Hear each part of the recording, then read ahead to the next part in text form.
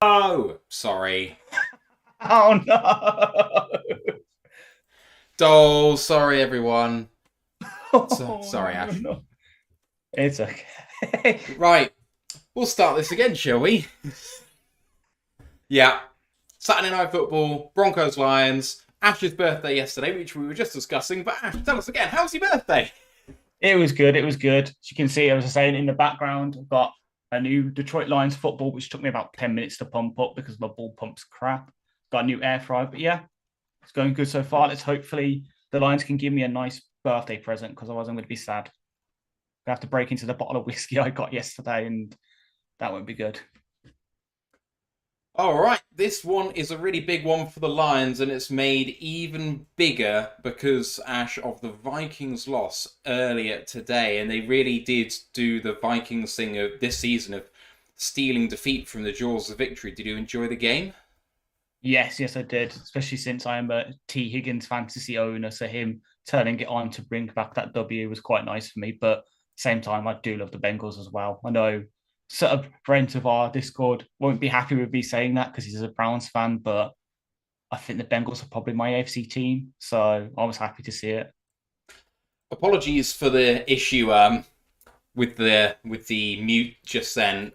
Jill's just said in the Twitch chat, "You're not a fool. You're just up way past your normal bedtime brackets, most likely." Yeah, my normal bedtime's about 10, shall we say, just because I have to be alert and ready for work. Really, I can't do it on little sleep, and it is 1 a.m. here, so it's actually Sunday morning. Yep. As you rightly pointed out, the last time we spoke, it was going to be Sunday morning that we were going to do this. Obviously, we're on NFL Network for this game, which makes a nice difference. Although we've got Kevin, I can't remember his surname, Kevin Harlem, Haaland, something like that, yeah. So who long I, as I it's, enjoy listening to. so long as it's not fucking Kirk. I'm sure Harlan, Kevin Harlan, and he's the lead CBS guy. Nice. I think I can't remember. Anyway, Harlan is a good announcer. Let's get into this game specifically. And the Lions inactives for this game on offense are Antoine Green only. All the offensive line go, which is big for the Lions. On defense, they are missing 3 linebackers. Trevor Nowaski, somewhat expected. Julian Aquara, not surprising. Charles Harris, mildly surprising, but not hugely. Obviously inactive last week.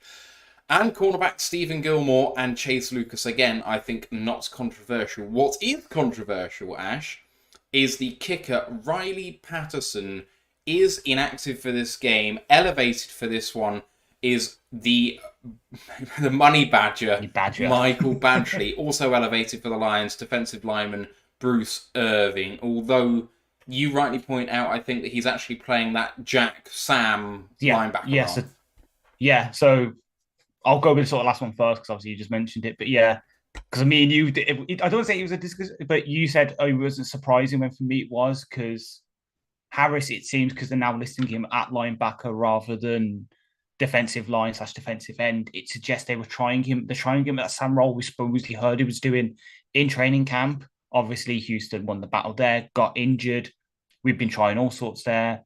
Irvin seemingly come off his high ankle sprain, fine, and he's won the battle to be active this week, which is sad because Harris, defensive captain, he's done some things for us, but it's just seemingly he's at his end of his line here now with Detroit. He now joins that list of players we mentioned on Thursday of potential players that can get cut for a Hendon Hooker and a Lee McNeil, James Houston, CJGJ. And then yeah, with Patterson, it was the extra points. He's missed 2 in the past 3 weeks. And again, to keep reiterating for the season, special teams is going to be the factor. It could be a factor in close games. So they want something they can rely on. So yet again, we're going into the money badger pool, and it just makes a late round kicker slash UDFA guy in this draft a bit more credible now. Going over to the other side of the ball, the Broncos inactives on offense center Alex Forsyth, tight end Nate Atkins, and quarterback Ben DiNucci. We all remember him well from, was it last year when he played for the Cowboys in relief, or was it the year before? It might have been the year before, yeah. On defense, they are missing the defensive end Elijah Garcia, outside linebacker, and key missing piece Nick Benito, linebacker Ben Neiman, and the safety and draft crusher of all of us on the show, J.L. Skinner. That does mean that the safety PJ Locke is active for this game, and he has been a key piece in relief for Kareem Jackson, who is of course suspended. PJ Locke has been a near Pro Bowl, All-Pro level since he came in, and him being active actually is a good bit of news in otherwise disappointing news that Benito doesn't go for them. Yeah, like them having him out is big because he's their sack leader, leading pressures. It makes our lives a bit easier, especially with, I know obviously all our offensive line starters are happy and healthy, which is good to hear. They're all active, but most of them are coming off injuries. I could see Benito giving someone like Decker, who isn't the fastest guy, he's more of a technical guy, a couple of problems. So him being out is good news for us. JL Skinner, as I mentioned when I put it in, that's sad for me because, as we say, we're all big fans of him, the big hitting safety out of Boise State. Big miss. Other than that, yeah, it's just backup players. Like the biggest other guy that's probably out is Ben Neiman, who was a rotational linebacker for them. Everyone else is major backups, or in the case of DiNucci, he's inactive because he'll be their third QB if Russ and Stidham go down. I think got a question in from my friend Bailey from the Draft Network Discord, our Bears friend, who says, how confident you guys feeling tonight? Broncos are very beatable. They just force turnovers at an unsustainable rate. How are you feeling about this game? Do you think that rate can continue against the Lions team that seems to give it away for a bunch of peanuts in the last few games? That's a big worry for me. Putting ahead, we're giving the ball away at an unsustainable rate as well. So it's a sort of movable objects meets a stoppable force. Like what's gonna stop first? Is it them getting all these turnovers, or is it us giving the ball away? And that's to kind of spoil probably what we're going to come on to in a minute in terms of our keys to victory. That is the big one for us. We can't give them any extra chances on offense by giving them free goes. We need to take care of the ball, even if it means bleeding on the ground game a bit to open up the pass. But at the same time, as Ant quite rightly pointed out, and as I pointed out on the preview as well, we do need to hit those passes because otherwise they're just going to focus on the run. They already load up the box as it is, as we pointed out on the preview. They use the 2-4-5 formation, so they just load up on linebackers to stop the run. It's something we're going to have to focus on. But it's just one of them. Like, I know we saw this week with Brandon Staley getting fired for the Chargers. Broncos are pretty much the only team still going with a sort of Fangio scheme other than them and Barry. So going to be interesting to see how it wins out because we've already seen it fail once this week. Can it fail again? Oh, damn it. We're missing a saxophone national anthem. Oh, no. Yeah, so my thoughts, Bailey, are basically that I think the Lions will turn it around come week 18 in playoff time, but I don't think you can turn it around that quickly. Goff is not playing confidently, he's a confidence quarterback, and it takes a few weeks. So I do not anticipate him playing the best football right now. Our run game has suffered because our O-line has been in trouble. The Broncos' defensive line has been playing very well of late, especially against the pass, but I actually think they've tightened up against the run. There was a lot of chat in the Draft Network Discord about the Broncos specifically and whether their run D is actually bad. And when I watched the Chargers game, and I realised the Chargers O-line isn't fantastic, but Eckler is, and they kept him in check. I am fearful that people are saying there's a route to victory and therefore we're okay, as if they won't key in on that. Like, I'm sorry, but if we can see that, then so can they. And I look at their team, I look at their linebackers, in the mid linebackers, and I definitely think that they have the nous to be able to stop the run. It's just not been what they're prioritising against, I don't know, the LA Chargers, Kansas City, the Raiders. And maybe the Raiders, you key on that a bit more, but their division is set up to pass the ball. So when you're ranked as a poor run defense, it's like, okay, but let's take a bit of context into this. And I do think they've tightened up. Even more context in. God, I can't even remember how many yards it was they gave up against the Dolphins, but they must have given up a lot of run yards against Dolphins because it was back when A-Chain was healthy. Yeah. And he was tearing it for like 8 yards a carry. So again, you got to add context. But obviously, we've got to add. I am one of those that I can see the path to victory, as everyone knows when I did the previews. That's what I set out to do. I set out to see what the stats show a path to victory. But even as I said on Thursday, I say in the preview, and I'm going to say in a minute when we'll probably come to it, I'm predicting a close game. Even though on Madden I was able to make a convincing victory, it's probably going to be close in real life. Many thanks to Mike the Marine for gifting a tier 1 sub to Darth Tater in Twitch. It's Mike the Marine's 15th gifted sub. Thank you, Mike. You're the best, mate. Appreciate you very, very much. Shanked7L says, disciplined and play like you want it more. And that's, part of the key. And part of the key is not getting behind quickly and early, which has been a theme of recent weeks. And actually, it's kind of weird because a feature of the Detroit Lions that Dan Campbell took over in year 1 is never giving up and coming back from big deficits to make it competitive. And apart from the very first game in this run where they came back to beat the Bears, they haven't shown the fight necessary when coming back from behind, whether that is Goff making things worse or... I think it's just maybe troubles getting on top of them, but a key feature of this team seems to have gone awry a little bit. Yeah, like the big thing I was saying about it is the discipline. We have had so many pre-snap penalties, like holding. I think we've had a couple of false starts. I think we've had a legal formation once a couple of weeks ago. It's just, we need to cut that stuff out because before this run as well, we were up there for second, first in terms of penalty, in terms of least amount of penalties per game. That's kind of gone down to now 6th, 7th. We cut that out again. Stop giving the opposition chances to put us in bad situations. We should hopefully be fine.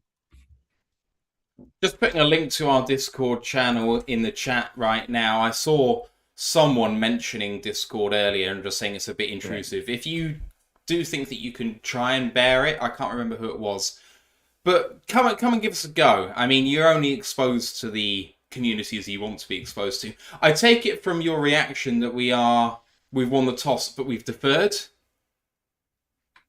We're receiving the ball first. Hey. Yes. How about it? We might actually have some.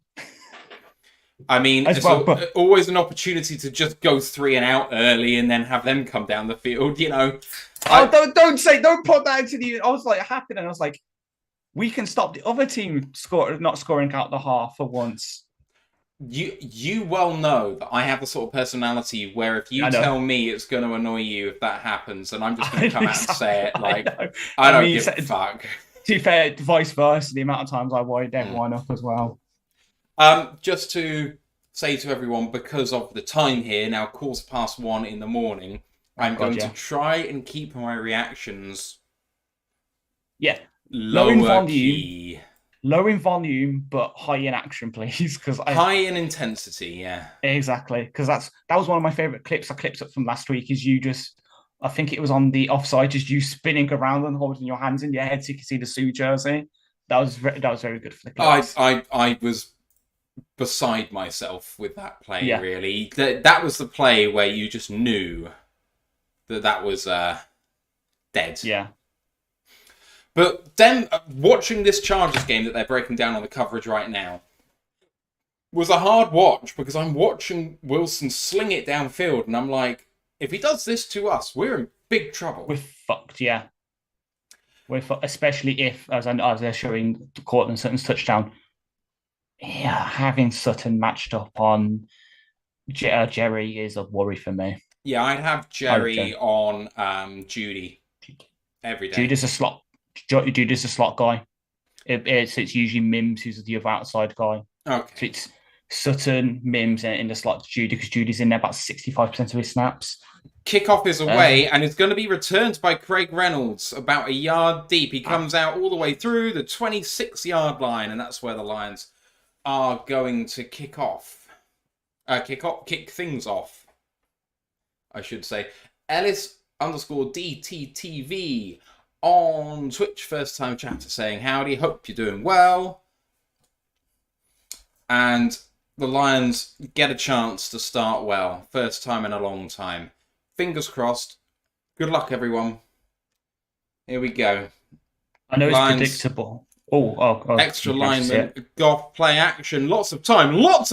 Now under pressure, escaping. Goff running to the right-hand side. Is he going to get rid of it? He just throws it out of bounds. Was protected so well. Am I ahead of you or behind? Slightly ahead. So I've just seen the throwaway now. Right. I will stop the play clock at some point when I actually see it.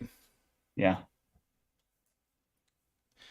They haven't brought back the bloom score bug yet. Right, here we go. 15 seconds on the play clock left. So let me know. Yeah. Still. 2, 1. Yeah, now 15. We're here. Ellis is a Denver Broncos fan as Goff steps back and throws more quickly. Lovely timing route to Amon-Ra. Still going. Amon-Ra gets himself another 8 yards there by staying in bounds. Great play by him, and that's a Detroit Lions first down. That's the Amon-Ra we know and love. Yeah, we've missed him for some time. Ellis, Denver Broncos fans are always welcome, always found them to be an agreeable bunch. So do not worry about that. Hope you enjoy the stream. I've just seen Jack Hayes has added me on Facebook as well, so I will be accepting that as soon as we actually get away from here.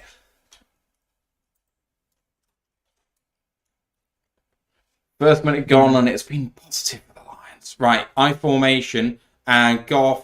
Play action, looking deep, throwing deep, and lovely pass breakup. I love that protection scheme as well, having the Porter come in motion and then sort of stay as in full-back pass block. I like that. The ball just kind of hung up there. It was thrown to Jameson Williams and Justin Simmons with a lovely PBU. Play. I was worried with how slow it was going that it could have been actually intercepted. Yeah.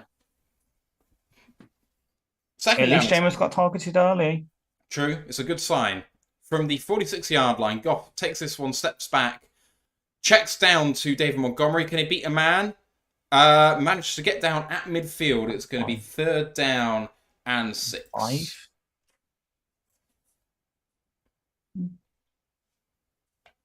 TJ said JMO should have gone back to it. I do kind of think he could have closed off his route just a little bit to come back to the ball there. It was hanging up there. Same time, Goff could have maybe led JMO a bit more. It's one of those where, again, it's just those intricacies of chemistry. It's just not there. As I see, Zach Allen's lined up against Rag now. That's 3rd and 6 then from midfield. Yeah, not great. Empty set for the Lions. Goff takes a snap. They're bringing pressure. Goff, well protected, and it's a poor throw towards Monty. He might well have been caught short there anyway. 4th and 6 should be punt territory here. Yeah, just saw the blitz and he just rushed it a bit. Well picked up by the Lions. Gave Goff a little bit of time. I actually think that was hurried. I just think it was just off target. Yeah. That's fair. Jack Fox is out. Just interesting, we threw it 5 straight times. No runs on that drive. And Jack Fox punts. High point set. Goes out of bounds at about the 9-10 yard line or so, I think. Let's see where they mark it. Oh, all the way down at the 6-15. God, that seems harsh. Yeah. Kind of just sort of, you could see me kick the ball vertically to sort of get the air time rather than distance. I like that. Teppo says, well, that wasn't completely terrible. Yeah. I mean, they showed some promise, but at the end of the day, no points, and they start at the 15, and if they can drive 85 yards, we're in the same position we've been for the last few weeks. So let's see. We've got a bit of positive momentum, but the defense have to back it up now. Ellis says, I hope it's not like the Broncos-Dolphins game. I don't think there's any risk of that the way we're playing at the moment, so I wouldn't worry.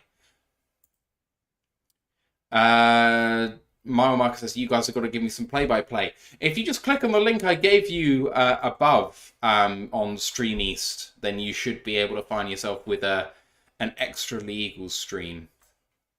Hopefully it works. Just to make everyone aware of the position for playoffs, if the Lions win today and the Eagles best the Seahawks on Monday, the Lions have clinched a wildcard spot. If the Lions win today and they win one more game, they have clinched the division. If they win today and lose out, but win today, that makes it 3 up with 3 to play. They cannot lose out. They'll have to beat the Vikings once. Win one of the games and the Vikings are out. If they lose out, but the Vikings do not win their other remaining game, and the Packers win out, the Packers would win on conference record. So it is not quite done yet on the division, regardless of today's result. And the Vikings game is clearly key, but I think the bigger risk is probably the Packers at this point. Bit of personnel news. It's not Jerry Jacobs at the CB2 spot. Kindle Vildor? No. Khalil Dorsey. Oh. Well, now. I get why, though. Speed. He's going to be lining up against Marvin Mims, who's a speedster. Dorsey's got the best speed out of all our corners. So it's a matchup thing which suggests more man coverage, which is going to upset me because, as I pointed out in the preview podcast, the Broncos are better against man coverage than they are zone. Yeah. Right, here come the Broncos. The Lions are getting loud. At the 20... What? How? What? We missed a play, I think. Right. Oh, what the fuck is going round. on? Fucking kill Oh, me. Jerry, there's a flag on the play.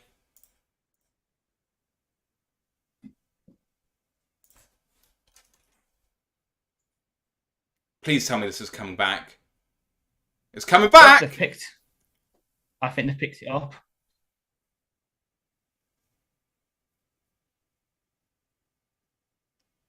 Yep, they picked it up. Oh, wow. Oh, wow. What happened here?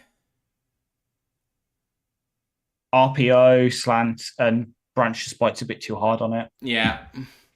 Shit, that's a bad play. RPO slant goes for 40 yards. Lions in a hole once again at the 31-yard line. Wilson under center hands it off on a sweep. Blockers out in front, and that goes for 11 yards and another Broncos first down. Pain. How did we miss a play? What's going on with NFL Network? I'm having a look now because I'm actually confused as well. It was marked out at the 15. And it looked like it went out at the 10. They marked it out at the 29. Joke. Quick throw. Massive hit. Oh, Khalil Dorsey, you beautiful bastard. Loss of 5 on the play. Swing pass out, and he read it all the way. Needed that. Oh, called incomplete. I thought he had this. Oh, no, he didn't. Well done, Khalil. So that was to McLaughlin. Second down and 10. Run, big boy! Run, big boy! Run! What are you... I thought we were on together. So do I, but it's just... I thought so, as well. Lions have it! Fourth fumble! Isaiah Bugs made the play! Bugs Bunny all the way down to the 37-yard line! What the Russell Wilson strip sacked by... Ify Ifeatu Melifonwu! Get in! Fucking hell! What a turnaround for the Lions. I'll try and find a place to pause. I must have accidentally skipped forward. Right, It did refresh. I'll refresh and we'll see where we are. Yeah. Sorry about that. I don't know what happened there. See, I can see Wilson's on the sideline looking upset. Stop my dick. Can we run the ball? Or run. I'm seeing run. Right. But 11, 10, 9, 8. Goff. Quick throw to Jameson Williams. Men in front. He didn't follow his blocks, only gets himself 1 yard. 2nd down and 9. Please don't tell me that's JMO's allocated 2 targets this game. So where were you in relation to that?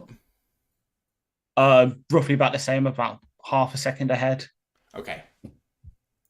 Yeah, you were calling run, and I was like, sorry. It sounds like a big play's happened, but right, here we go then. Definitely was a big play. Big man play. 36-yard line of the Broncos. Goff hands it off. Running play up the middle. Gain of 4. 3rd down and 5. Lions in field goal range now.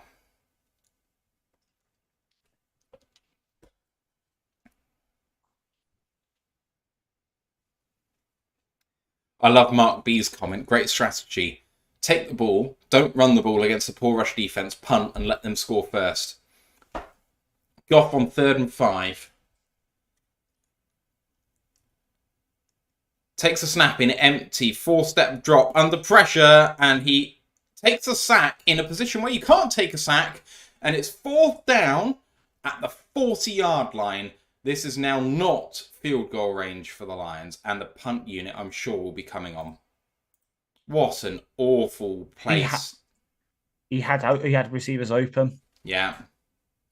Oh. The thing is, if you think you're going to take a sack, why not rush forward with the ball a little bit and just try and get yourself another couple of yards? What's happened to the offensive line again? Exactly. Well, that Jackson just gave the big pressure there. 4th down and 12 from the 39-yard line of Denver. Helicopter it. Fox does punt. Oh. Yeah, you're a second ahead. So that's bounced into the end zone. Kindle Vildor couldn't pick it up, and it means that they go from the 39 to the 20. It's a net punt of 19 yards, and despite the turnover, this one still has no score. Yeah. In some ways, I'd rather they go for it rather than get that punt, because going for the 20 or the 39, I guess that kind of works, but it's not great.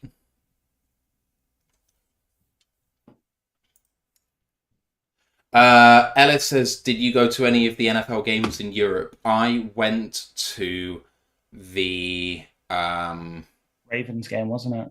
It was the Ravens game in London. I wasn't planning to go, and then the week of the game, I said to my family, who've never been to a game before, do you want to go? And they said, yeah, all right. So I hit up our very own Ryan Farden for tickets, and he sorted me out. And yeah, it was a good game. It was probably the best of the London games, and that's not saying much because they were all shit. But, you know. Yeah. T1000 says, go Lions. MFGT84 says, offense looks weird. And it's not firing, is it, Ash? Yeah. I don't like going empty there. But it seems that Goff is, I don't want to say deer in headlights right now, but he is still, even though all 5 offensive line starters are back, he's still got that worrisome, and he's just missing open receivers on these, because I think it's had it the past couple of times. Like, I know on that 3rd down supposedly where we missed I think J-Mo was supposed to be open. It's just one of them. We've got to get him easy completions just to get his confidence back up. Yeah, I mean, I don't think it's a massive concern at the moment. I think that he doesn't have trust in our offensive line. And the problem is, with good reason, because the offensive line isn't performing. He's been under pressure a couple of times already. He's been well protected twice and had all day to throw. Yeah. But a couple of times he's been under massive pressure and he hasn't dealt with it well. But he's kind of seeing ghosts out there a bit.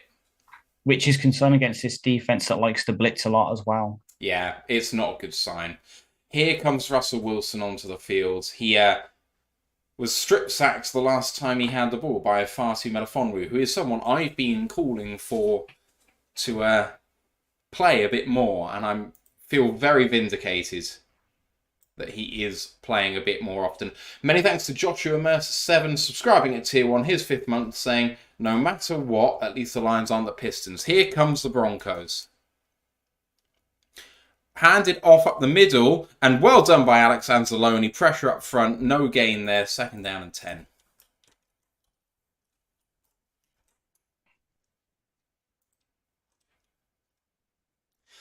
MFGT84 says he has Eli Manning syndrome of taking the sack earlier than necessary. I think what's going on there, and I see what you're saying, is that he knows how often he has been strip sacked recently, and he is feeling the pressure and deciding to protect the ball rather than put it in harm's way, because often he's tried to run out of danger and he's put the ball in harm's way. So let's see. Anyway, Russell Wilson, 2-step drop from shotgun, tried to go deep, hit as he throws. Oh, almost picked by Kirby, and I think that could have been a fumble, potentially, but Aiden Hutchinson got there and hit the throwing arm of Russell Wilson, who looks okay.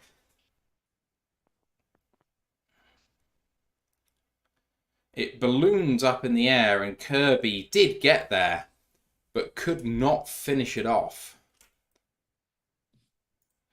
Your camera decided to screw up. Yeah, I know. Here comes my reaction to Kirby. Here comes Russ, trying to keep his eyes downfield, almost sacked.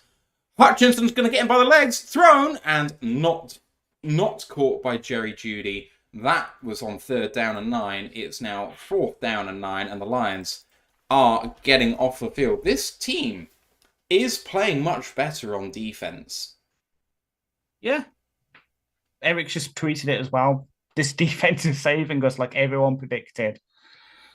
Well, I did say last week I thought that it was a much improved performance. So the tackling was the problem. If they could sort that out, they would be much better. And they haven't looked bad today on tackling. So yeah, it's just the pressure like we just saw there. Oh, 4th down and 9. It's a good punt. Oh, Raymond. Oh, good tackle. Well held by Raymond on that tackle. Could have easily lost that. Bet Rice happy because that was his guy Riley Moss with the tackle. I'm pretty sure he probably doesn't care about anyone from college to the NFL. So well, there was the whole me and him situation with Jack Jones for a bit after he was drafted. Well, and he made a play for the Raiders this week. His read on that screen was immense. Just a shame you can't read the laws about bringing guns into airports correctly. Don't. Exactly. It's pretty easy. Like, since 9/11, I'm not even sure if 9/11 was necessarily the first catalyst or the last, but don't want guns near planes. It's not hard. Like, anyway. Ellis says, what a shoestring tackle that was. Yeah, absolutely. MFGT84 says, time to run the ball. They've not run the ball as much as we would like, but they have done it, and it's not been massively successful so far, I would say, Ash. Yeah, we've ran the ball once for 3 yards, I think it was with Monte. No, we've run it a bit more than that. I think. I hope. I'm pretty sure I've seen a couple at least. I'm having a look. 1 carry for 4 yards so far from our offense. Well, I don't know what I'm talking about them. All been short. Yeah, we've had. I missed one play because the coverage wasn't there, and now it's like I haven't watched the entire game. Oh dear Lord. Mark B says it was never time to not run. And Lostphobia says on Discord, let's hope the O-line shows up now. I mean, maybe we're just better run blockers, I don't know, but my God. Yes. Let's do it, shall we? I can back that. Decker's a slightly better pass protector, but everyone else on that line, I'd probably say, are better run blockers than pass blockers. Big Aries indicates basically that maybe they're running the playbook that Anthony Fitzpatrick wanted to run in the preview show, which was maybe they're trying to get the pass going to set up the run. Maybe got nothing here, a long day. Yeah, the pass game, they've had opportunities, and one big pass breakup is in there, and that was a well thrown ball. Otherwise, JMO could have made more of it, but otherwise, it's still early, I guess. Yeah. Oh, can we get to a double-digit win season for the first time in a long time? 2014? 14, yeah. Handed off to Gibbs up the middle, and he gets himself 8 yards. 2nd down and 2.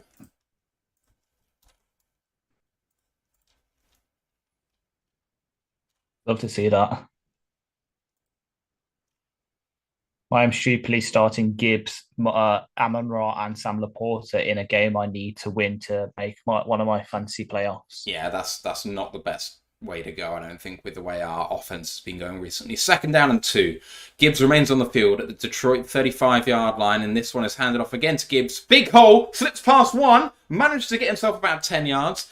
That's the Detroit Lions' 1st down.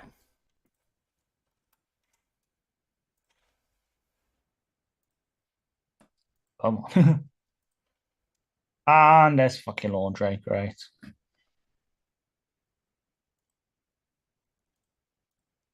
Glasgow called for a hold, I think. I believe so, yeah. Yeah, definitely was a hold. 100%. Correct call.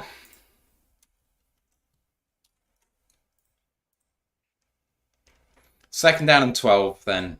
Lions back up slightly. Justin Rogers has got an explanation for why Denver got brought forward. Goff throws down the middle. Good throw to Jameson Williams, who gets his third. He got his 2nd touch.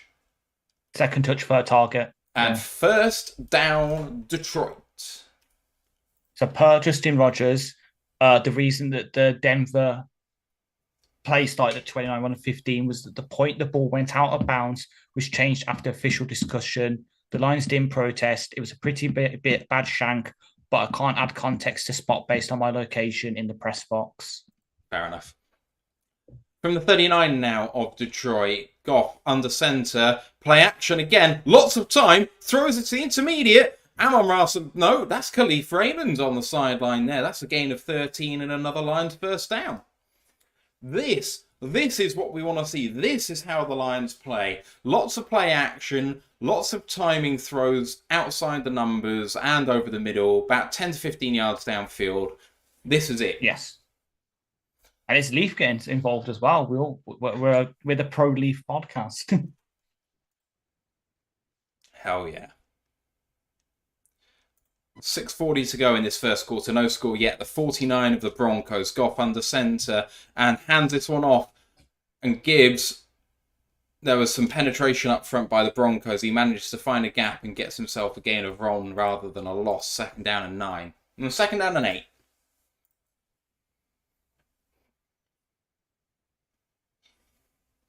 All right. Ben Johnson, it's a big game for him to turn around what's happened because he built himself such a good reputation and it's soured in the last few games.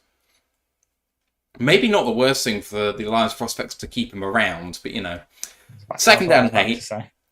Goff steps back under pressure, checks it down to Gibbs, and he's going to take a loss of maybe 2 yards, and it's going to be 3rd down and 10. Not ideal.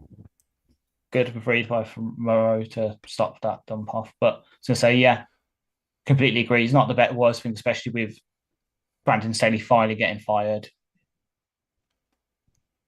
Gives someone in that organisation a chance to actually do well and get the job full time. I'm not naming any names, but maybe Kellen Moore. 3rd down and 10. At the 49 of Denver. Oh, I thought they would have got on for a jump there, but maybe not. Now takes the snap. Goff looking deep. Well protected. Going deep for JMO, and it's just overthrown. JMO struggled to locate the ball, was perhaps not going at full pace. It's 4th down and 10. And again, the punt unit come onto the field.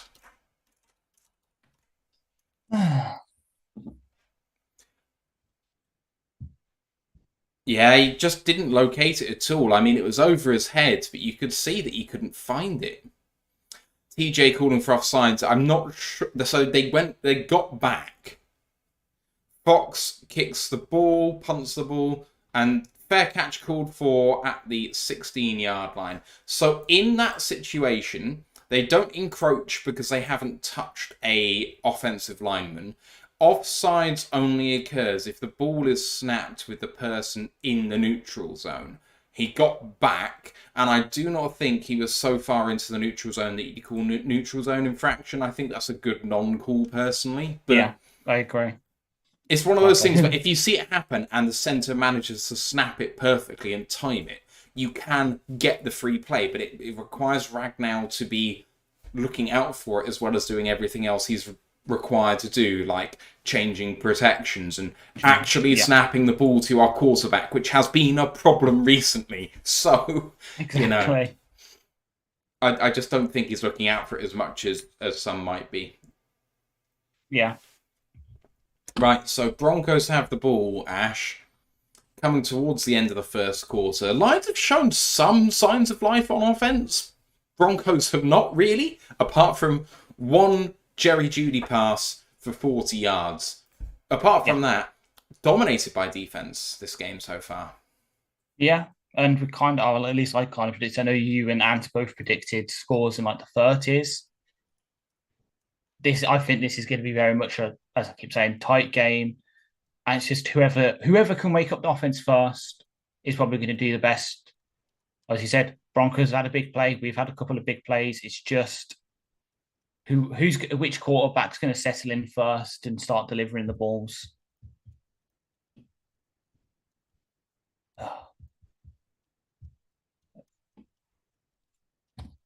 Yeah, I agree with Amar Marco.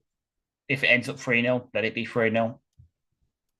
At the moment, we don't need to worry about how we're playing. It is getting close to week 19, and I'm pretty sure we'll be playing week 19. So we do need to sort it out soon, but not yet. I mean, you say that just win. There's no such thing as style points in the NFL. Just win. I will take the style points if they're on offer. I like watching good football. Asterix team should have won because they played more attractive football. I mean, if that was the case, then the Dolphins would be running away with this season. But unfortunately, they keep fucking up. Yeah. Oh, Keegan-Michael Key's hosting the NFL Honors. Cool. Yeah. Love me a bit of Keegan-Michael Key, especially since he's such a big Detroit fan. Me, yeah, same. I've liked him ever since you like his YouTube skits. East-West for a good handed off, and Hutchinson with the tackle on Javonte Williams. 2-yard gain, 2nd down and 8. Sorry. So say for a good couple of years, Osmotax Bookshank was my Steam name because that's the skit with the East-West Shrine Bowl. Yeah.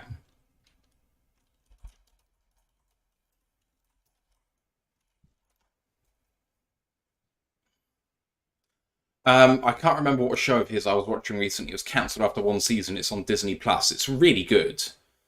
It was a show about a show. It was filmed on their film set. Oh, that was botched play by Denver, but managed to actually make it happen. Gain of about 3 maybe to Javonte. 3rd down and 5. Lots of confusion back there. Russell Wilson completely running the wrong direction, or the running back running the wrong direction, and having to correct and hand it off to the running back. 3rd down and 5. Can the Lions get off the field again here? I'm trying to actually going to say I like one that's recent is a Smig Magdoon. I can't pronounce it, but that was quite a good one. But that's Apple. 3rd down and 5. 3:40 to go in the first quarter. Russ in. Oh, that's a false start. It's a false start. Flag on the play. Play is dead. They actually was caught short. McGlinchey did move early. Makes it 3rd and 10, although I'm pretty sure Lions would take 4th and 2 right now if they could. Yeah, so would I. So, yeah, the show I'm thinking of, Keegan-Michael Key was the main character, but it was a show, it had Johnny Knoxville in it as well. It's just a show about a sitcom that's being brought back. I think it might be called Rerun or something like that. 3rd and 9.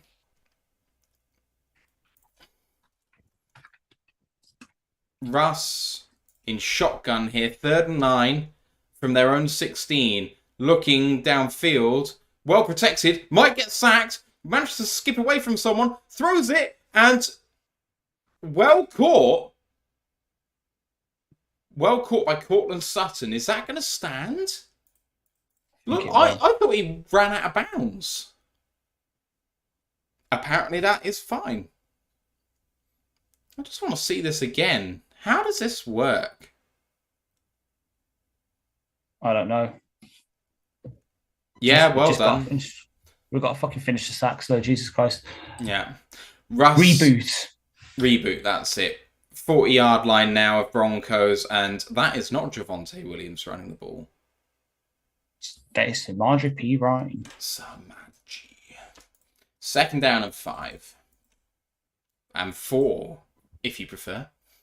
Shank 7 else is caught on his knees. There it is. Chrissy J, 41-year UK Lions fan, says 41 years now, so all I want for Christmas is a playoff win. Yeah, right. Me too. 2nd down and 4. 2:20 to go. Denver 45-yard line. Handed off. Running play and gain of a half-yard there. Good tackle. Behind the line. Run defense for the Lions is good. That was Melifonwu in there alongside Brian Branch and a couple of others. It's going to be 3rd down and 4 now.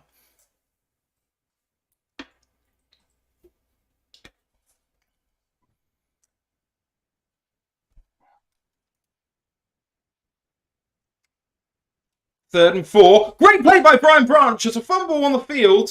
But I think they'll call that incomplete. They have called it incomplete. Yeah. Really well done on the coverage by Brian Branch.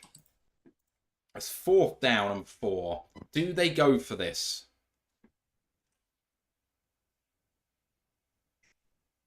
Oh, that is going to get himself a fine, Brian Branch. Massive head-to-head collision. Christ. I mean, at the end of the day, I don't know what else he can do, but... Yeah. I'm surprised you remember the big hit that Anzalone had last week. Yeah. That wasn't fined. Oh, fair enough. Because all the fines came out earlier today and there was no Lions on it. Punt by the Broncos towards Leaf. Oh, and he faked everyone out with the attempt at a catch. It had gone into the end zone. Really good play. Lions coming out to the 20-yard line. Still no score in this first quarter. Vickett agrees with you. He just said Brian Branch lucky to avoid a flag on that PBU. Might get a FedEx though. I'm not a professional sports commentator, but I do have eyes. Exactly. Yeah. I'm just banging you up. How are you spending your Sunday tomorrow, Ash? Hopefully watching Villa win against Brentford. Touche. I don't want to put it out there and jinx it, but if we win our next 2 games, we'll be top of the league at Christmas. Is that because you play twice before we do? Yeah. So we got Boxing Day, I guess, then. I think so, yeah, because I saw it earlier. Okay. So I someone tweeted it earlier. I think it's... Outside of, after match week 1, when was the last time Villa were top of the league? That is... it would be, remember, Dean Smith's second season where we started, that massive, 8-game winning streak. It'd probably be around... So you're not going back very long, then? Yeah. That is in the late 2010s? Yeah, because it was the season we beat you lot 7-2. Oh, yeah. L. Juddman says, prediction for the game tomorrow at Matt. I presume you are talking about the derby. Liverpool v Man United. It is going to be uncompetitive. 5-0, 5-1 Liverpool. Just don't see United threatening us at all. We shall see. Teppo says, common offense, string together a complete drive. They've threatened partial drives. I mean, we've got down beyond midfield twice. We have got to sort ourselves out on the holding penalties, on just missing assignments. What else do we have? So we've got Amon-Ra making plays. Yeah. We've got Khalif making plays. Jamo's caught the ball a few times. Nothing from Sam Laporta as yet. The running game, I mean, it's not there right now. Montgomery and Gibbs have combined for 4 carries for 19 yards. Here comes the Lions, though. Just to say, I've just checked. The tweet I saw got it wrong because you played the game. We play Friday, you play Saturday. Right. So it'll just be Montgomery with a rush all the way down to the 26-yard line. That's going to be 2nd down and 4.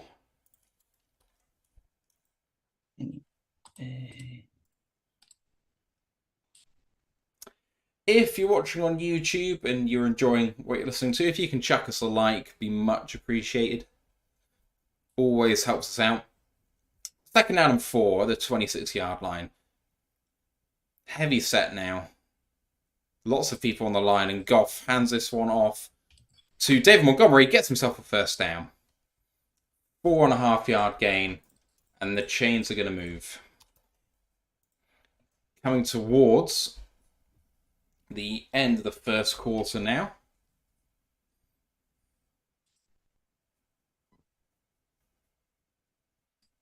Shank7L says it's there if they commit to it. I do think that the run game now has to be, I think they've opened it up. Yeah. That's what they were looking for. They got it. In I formation this time, and Goff play action, looking for a quick throw, and gets it to Sam Laporta, all the way down to the 49-yard line of Detroit. And that is maybe going to be the end of the 1st quarter. If it is, it's a damn good way to finish. Put the words out of my mouth.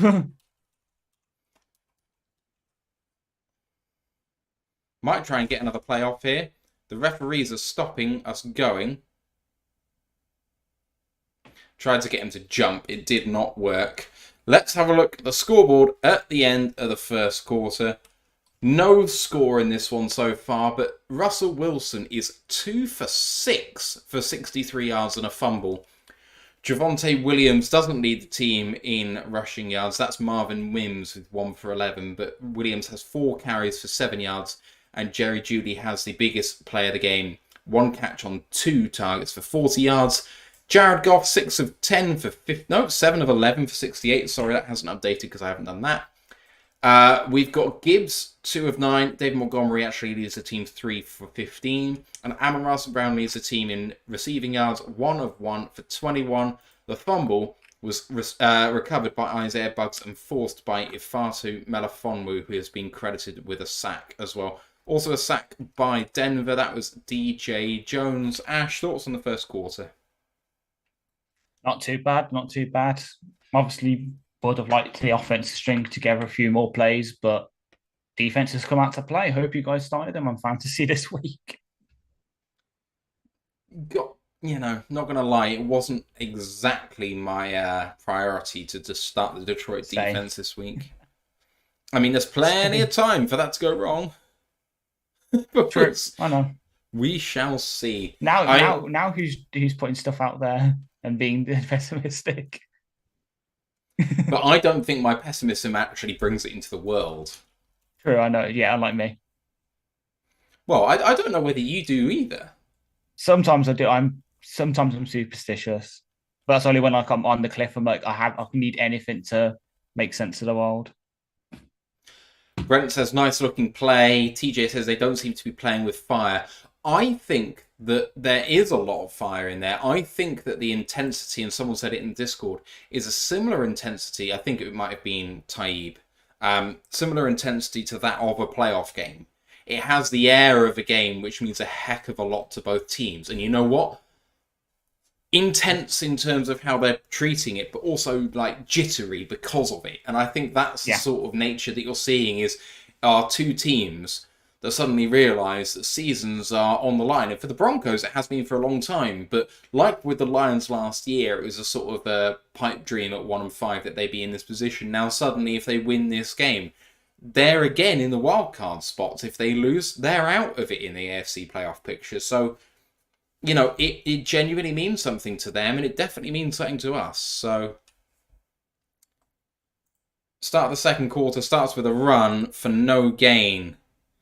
Montgomery kicked in the head as he goes down, but he looks okay. 2nd down and 10. That's their version of Jerry Jacobs making a tackle. McMillian. He has played very, very well this season. Goff in shotgun this time. 4 wide. Goff. Good throw to Donovan Peoples-Jones in a clear out on the right-hand side. Gain of about 4, maybe. 3rd down and 6. Yeah, ESPN says 5, but we'll move. You could see me frown for a second there. I was like, oh, who's the way? No, I didn't realise we had Kenny Dolan the day back. Because obviously the number 19, I was like, ooh. DPJ, baby. All right, Goff in shotgun here. 3rd and 6, just over midfield. I think about the 47 of Denver now. Goff takes a snap. Goff stepping up in the pocket, under pressure, manages to deliver to Sam Laporte, who dives forward for a Detroit 1st down. Better. At the Denver 40. This is much better, Ash. Yeah. Sees the pressure, steps up, calms himself down, finds the open receiver, hits him in stride. And I mean, he's about 2 to 3 yards short of the line. Oh, wow. Laporte destroyed someone as well just before that.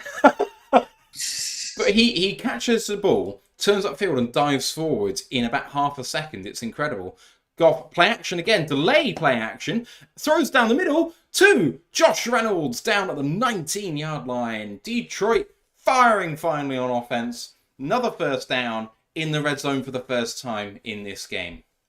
With that catch, Sam Laporta eclipses the best season TJ Hawkinson ever had as a Lion.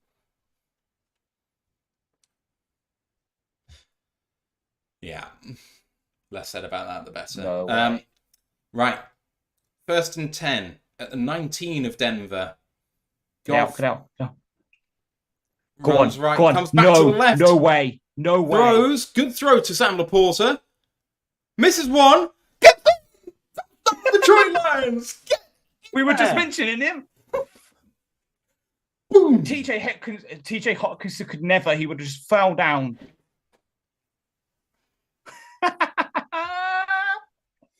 What a play.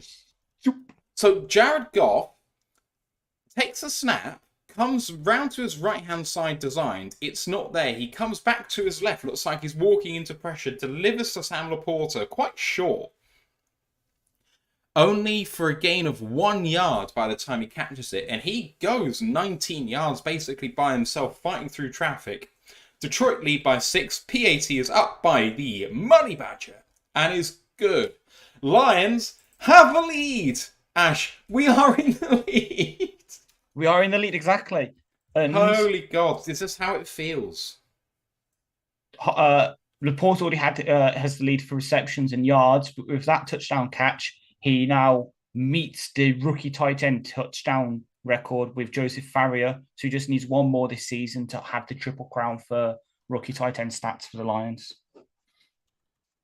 But yeah, things you love to hear. Yes. And I beat the PR team to it. Yes. You beat the PR team to a stat. You absolute. Oh. I'm trying. Exactly. I'm trying.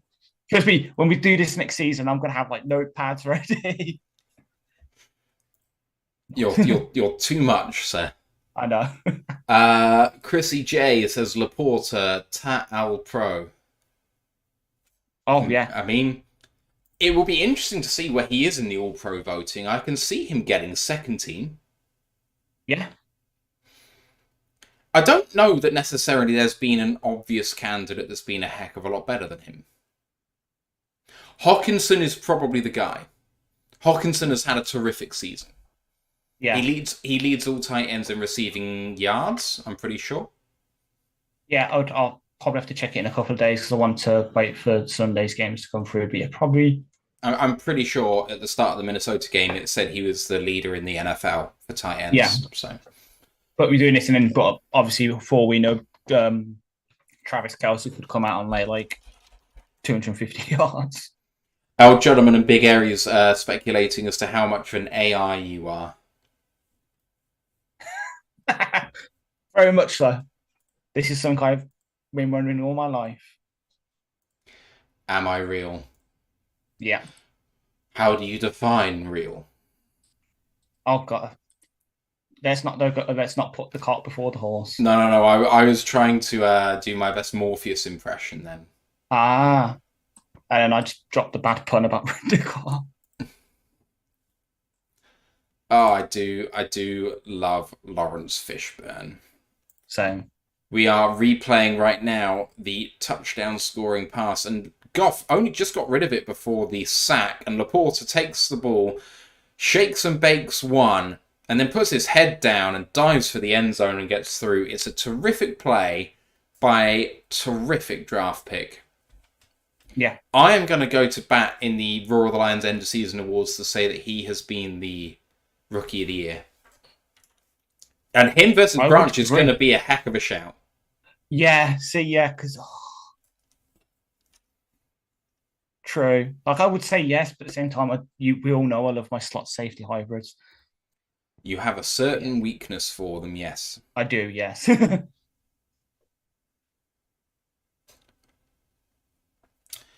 Yeah, I do have a weakness for the slot hybrid role as well. They are fun players, generally speaking, but yeah, Sam Laporta is doing something that only a couple of tight ends in history have done, and he's actually beating some of them. You know, he's having potentially as good a rookie season as Kyle Pitts, but with the touchdowns.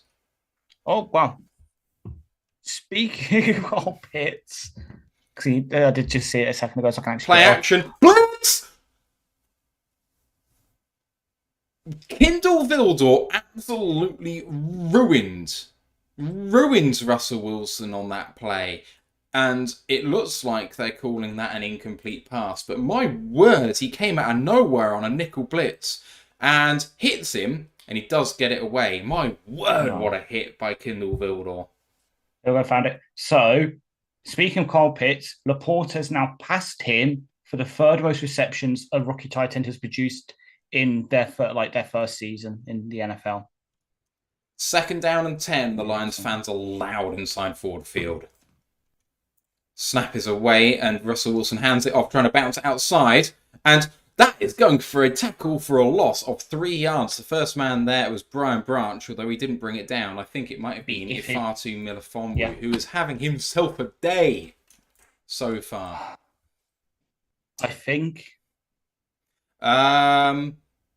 It was... Was it? I think it was Iffy, Bugs, and Sutton was there just in case. 3rd and 13.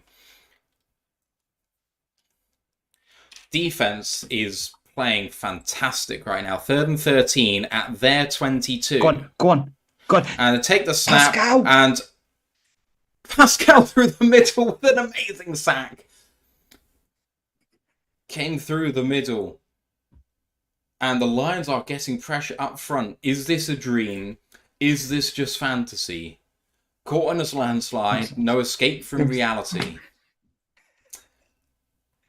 I'm happy about that. Can you pause for 2 seconds? Yes, one. Just so yeah, I've got it. Oh, punt was almost blocked. Punt was not recovered by Khalif Raymond, and then eventually gets it and recovers it all the way down to the 38. Yeah, there you go. So we matched up. We're trying to get it, man. Oh, the Pascal man. Josh Pascal. I wonder how many sacks he has as a Lion. Can't be many. I think that might be. I think that might be like his third. I think he had 2 last season. TJ said, where has this Pascal been? The problem with Pascal is that he's been so banged up when he came into the team, and he's been banged up in the off-season as well, and through the season that he's already had with us. So he hasn't had any time to get some runway towards getting better, and everything he gains he then loses on his next injury. This is the longest time we've had him where he's actually been injury-free, and it's showing. Yeah. Also, I got it completely right. He had 2 sacks last season. That's his first this season, so he's up to 3. Defense playing out their skin right now. Yeah. Against an offensive line, ranked maybe 5th in the NFL? Yeah. I do think they lean on their run game, and Russell obviously does very well kind of escaping pressure and throwing the ball quickly if he has to. So I think that protects their O-line a little bit. But our coverage has been great. The rush has been good. The scheming up has been great. This so far has been Aaron Glenn's best half of football this year. Yeah. It's up there.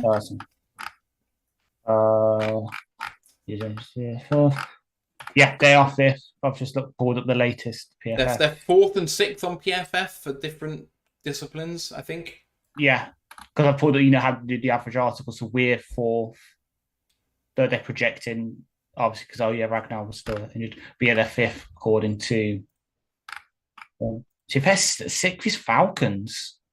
I wouldn't have Falcons that high. Anyway, I've been distracted. I think the Falcons' O-line has been fine, frankly. Run blocking wise, yes. Pass blocking wise, not to my recollection. It might be that I haven't watched them in a couple of weeks and they've actually been stellar, but I'm not going to have to look online.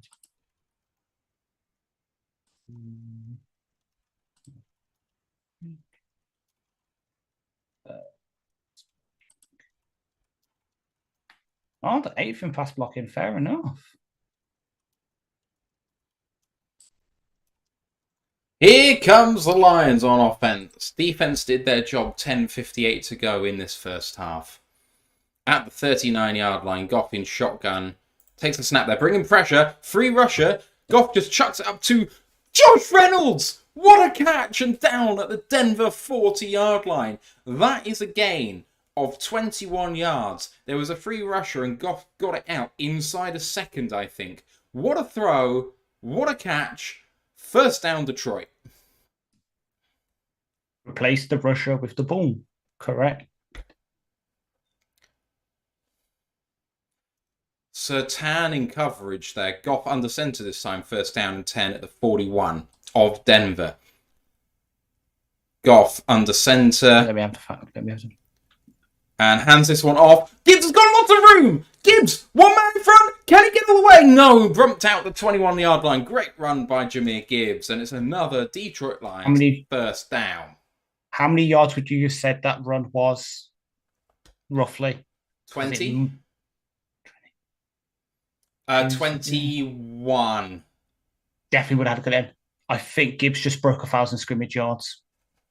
Good man. Because I know he was at about 975 roughly coming into this game. 3 for 30 in this game now he is, according to the coverage. 9:40 to go in this half. 20-yard line. Goff, fakes the reverse. Goff threw it straight to David Montgomery on a running back screen who was covered by a defensive lineman. Yeah. Tackle for a loss of 6, second down and 16.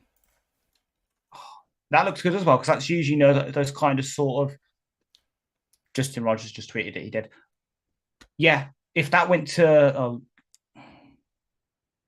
yeah. Really?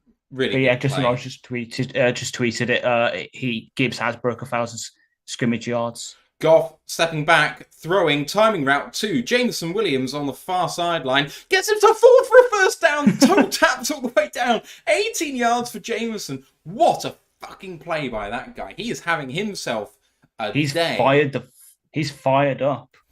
I'll tell you what, JMO has hit plenty of deep touchdowns, but they've been splash plays. This has been his best half of football, bar none. Agreed. It's not close. He's looked good. First down and goal. From the 9-yard line. Ooh. Goff under center. Sorry, this snap's about to go. Sorry. Goff, play action, throws for the end zone. Great PBU. Really nice PBU. Ash. Per next gen stats, Sam Laporta's touchdown, he had a 3.1% chance of scoring said touchdown, the most improbable touchdown of his career so far. That was a really good pass breakup.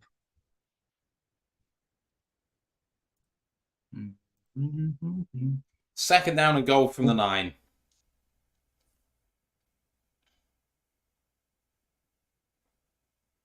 Goff, 2-step drop out of shotgun. Timing route. Touchdown Detroit Lions. It's Jimmy Gibbs. It's the angle route. The angle route is back. I love the fucking angle. Oh.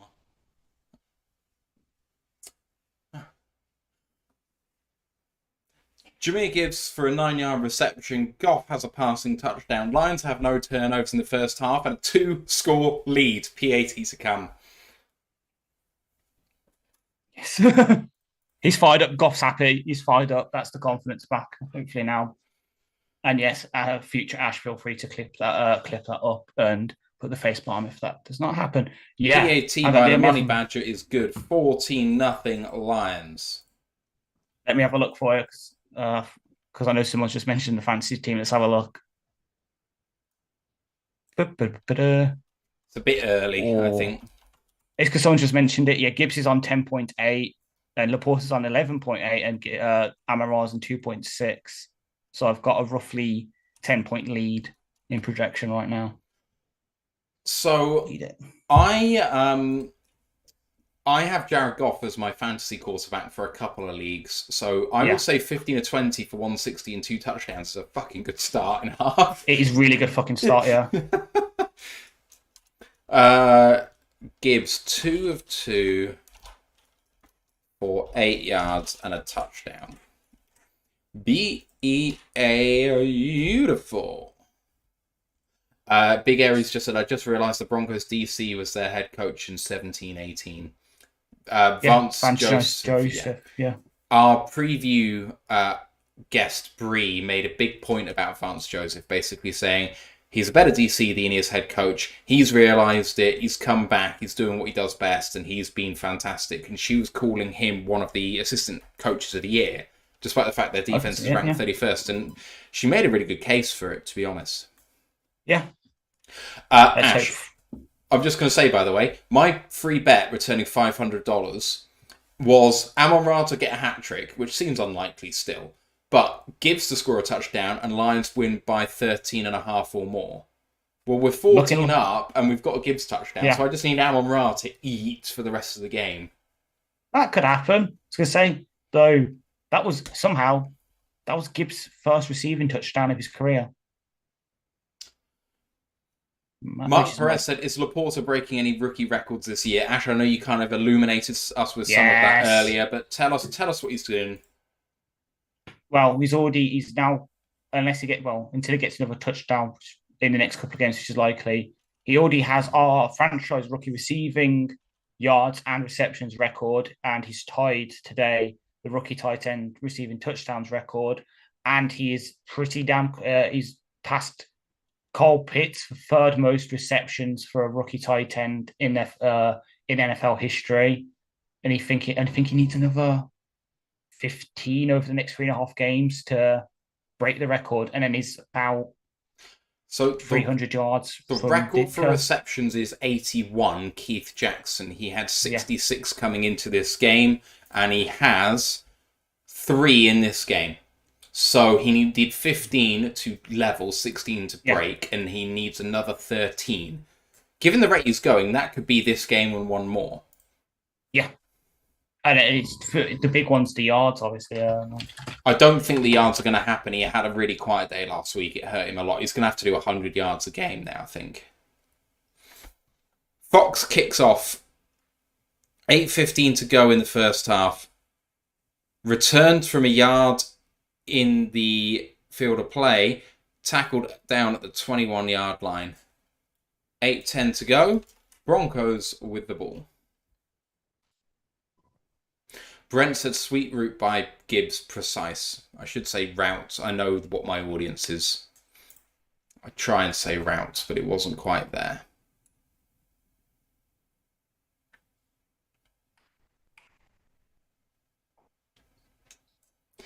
All right. 43 viewers in here now. Welcome, everybody. Hope you're enjoying it. Lions doing some good stuff. 8:10 to go in the first half. From the 21-yard line. Wilson under center in a strong I formation. Goes back to dump it off to a running back. Missed tackle by the Lions. McLaughlin. Gain of 8. Second down and 2. And there's timeout for an injured player. Oh, it's Barnes. Derek Barnes. He missed the tackle. And he's holding his ribs. But it looks like it's his shoulder. Landed maybe on him. And he's at 40. And he's at 40. Let's have a look. Today. Barnes. Yeah. Doesn't look anything too bad. I'd rather him sit out a bit of the game, just make sure that he's healthy for the playoffs. We need him. And 43. So calculating it now, Laporta needs another 331 yards over the next 3.5 games. Yeah, so 100 yards 95. A game, basically. Yeah. It's doable, but it's not likely. So with Barnes out, playing the starting Will position, you now have Jack Campbell coming in as Mike, and you'll have Anzalone moving to the Will permanently, with Rodrigo backing up potentially. Anzalone. Yeah, Anzalone, and if Campbell goes off, then Anzalone moves over to the Mike. Yes. Yeah. And then mixing in will be JRM. Yeah, third down linebacker. Our Denver friends in Twitch saying this is where we turn it around. It could be. Injuries like this do seem to have an effect on games in terms of morale and stuff. Al Judderman says could be a dead arm from the ground. The way he was holding his torso, though, it didn't look... It either looked like he was holding it there because his shoulder hurt, or he was holding it there because his ribs hurt. I don't know. Yeah. Joshua said, well, we drafted Jack for a reason and we have reinforcements coming. I mean, Jack's looked great the last few weeks. It's been a big glow up for him. I said to Jeremy glow up, and he said, did you mean blow up? When I was talking about Melifonwu in his season. I thought a glow up was an Americanism, but I might be wrong. Do you know what glow up means, right? Yeah. I'm still waiting for my glow up. Glow up can be used in that context, right? It's not just about physical appearance. It can just be like an uptick in production. Yeah, cool. The term glow up originated in African American vernacular English and has since been adopted by mainstream culture to refer to a personal transformation or improvement. So it can be in play, yeah. Barnes walks to the locker room, but he looks okay. Yeah. TJ says glow up equals looking sweet, and Joshua Mer says you're right about glow up.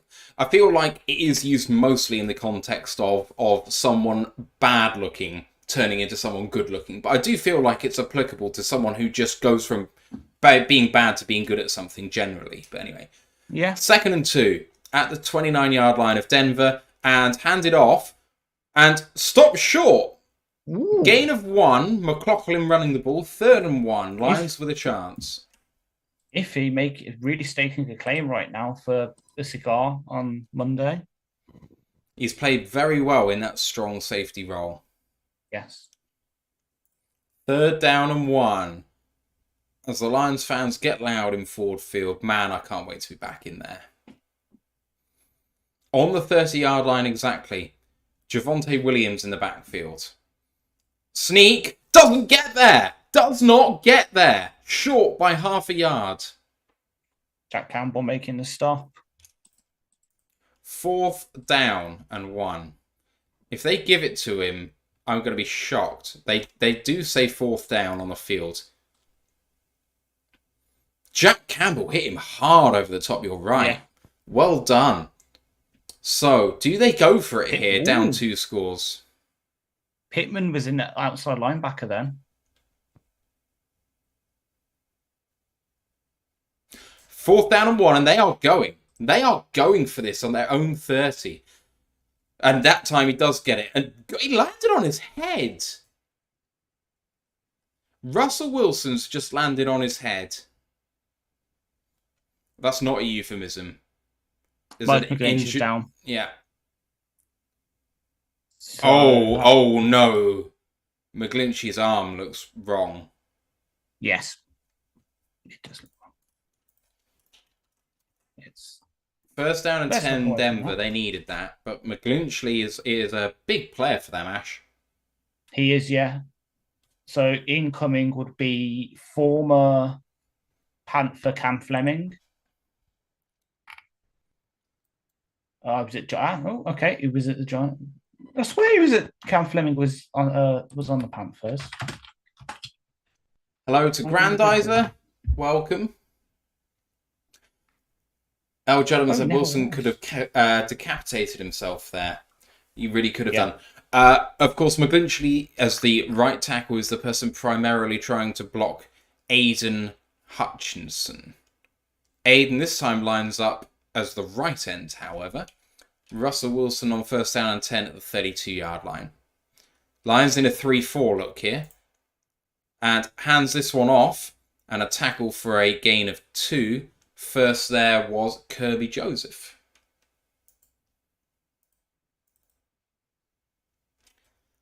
Ash Kirby making a tackle at the line of scrimmage. Didn't look like a safety blitz either. Just happened to be there. Yeah, because I've got it on my tablet delayed so I can watch it. Yeah, he just reads the play perfectly and just gets into position to make the tackle. 2nd and 8. Getting towards 5 minutes to go in this half.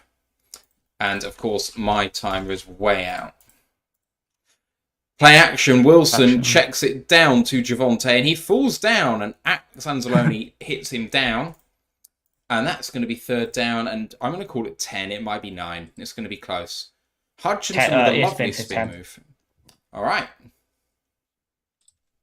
3rd injury up. It is a shoulder for Derek Barnes. He's questionable to return. Yeah, I did say the way he was holding it, it looked like he could just be trying to immobilize his shoulder. The training staff were looking at the shoulder at the time, so yeah. 3rd and 10. Broncos 1 of 5 on 3rd down. Wilson comes out in shotgun with Pirine next to him. 4:40 to go. Takes a snap. 5-step drop. Trying to escape right. Ooh. Under pressure from Melifonwu. He's going to throw it. And out of bounds. Melifonwu is so close to getting him. What a play by Ifatu. He is having a fantastic day.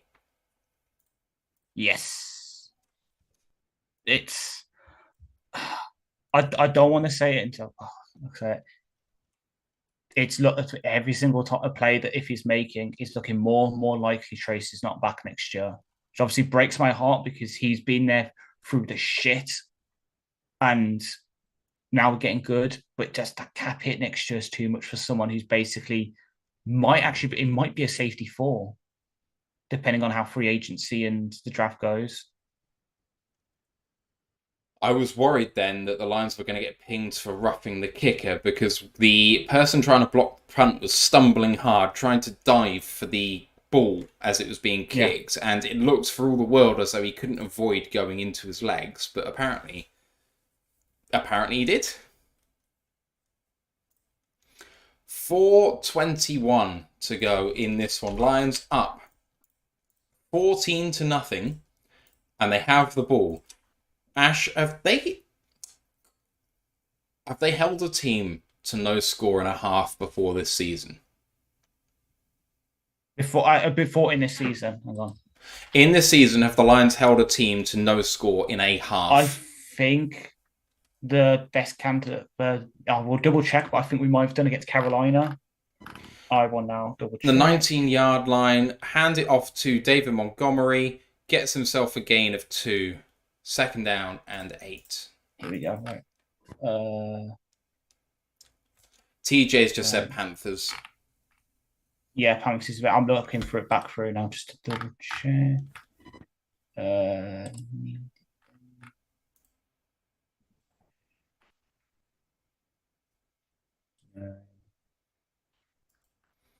Second and 8, 3:50 to go. Lions have almost 3 times the yards of the Broncos so far. Takes a snap, Goff.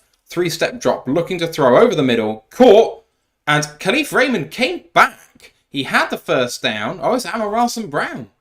He had the first down, and he came back. I think this should be third down, but let's see. They have given him a first down. That is a really nice spot for us. I guess Josie Jewell did touch him to try and strip the ball, and that then counts as forward progress. 3:12 to go. Goff under center. Takes a snap and play action under pressure. Throws it. Incomplete. Could have been picked, but was pretty hard. Second down and 10. To answer your question, nope, we have not done it so far this season.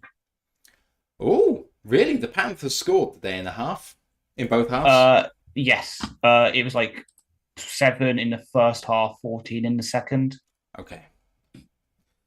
Yeah, thank you for checking. It was just one of those things. I know we probably won't get there in this one either. They'll probably get something from this, but 3 minutes and a second to go. Second down and 10. Looks like there might be pressure coming. There's a blitz coming off the left-hand side. Good throw. Amon St. Brown with lots of room, and he gets himself beyond midfield. Josh Reynolds didn't block there, and that is going to cause some ire, I think. Yeah. If Reynolds blocks here, I think this could be a touchdown. He's looking back for the ball and just misses his guy. But Lions at the 42-yard line go quickly. 2:35 left. Goff in shotgun. Amon St. Brown in motion. And a run play by Montgomery for a gain of 7. Second down and 3. Lions making hay while the sun shines. Yeah. I like that, using the Amon Ra motion towards the left-hand side to distract them to then run it right.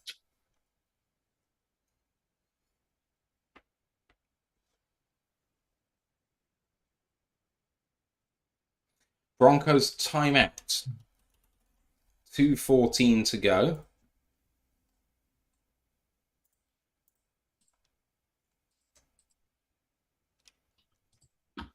Amon Ra, 58 yards already in the first half. His best game in the last 3, I would say.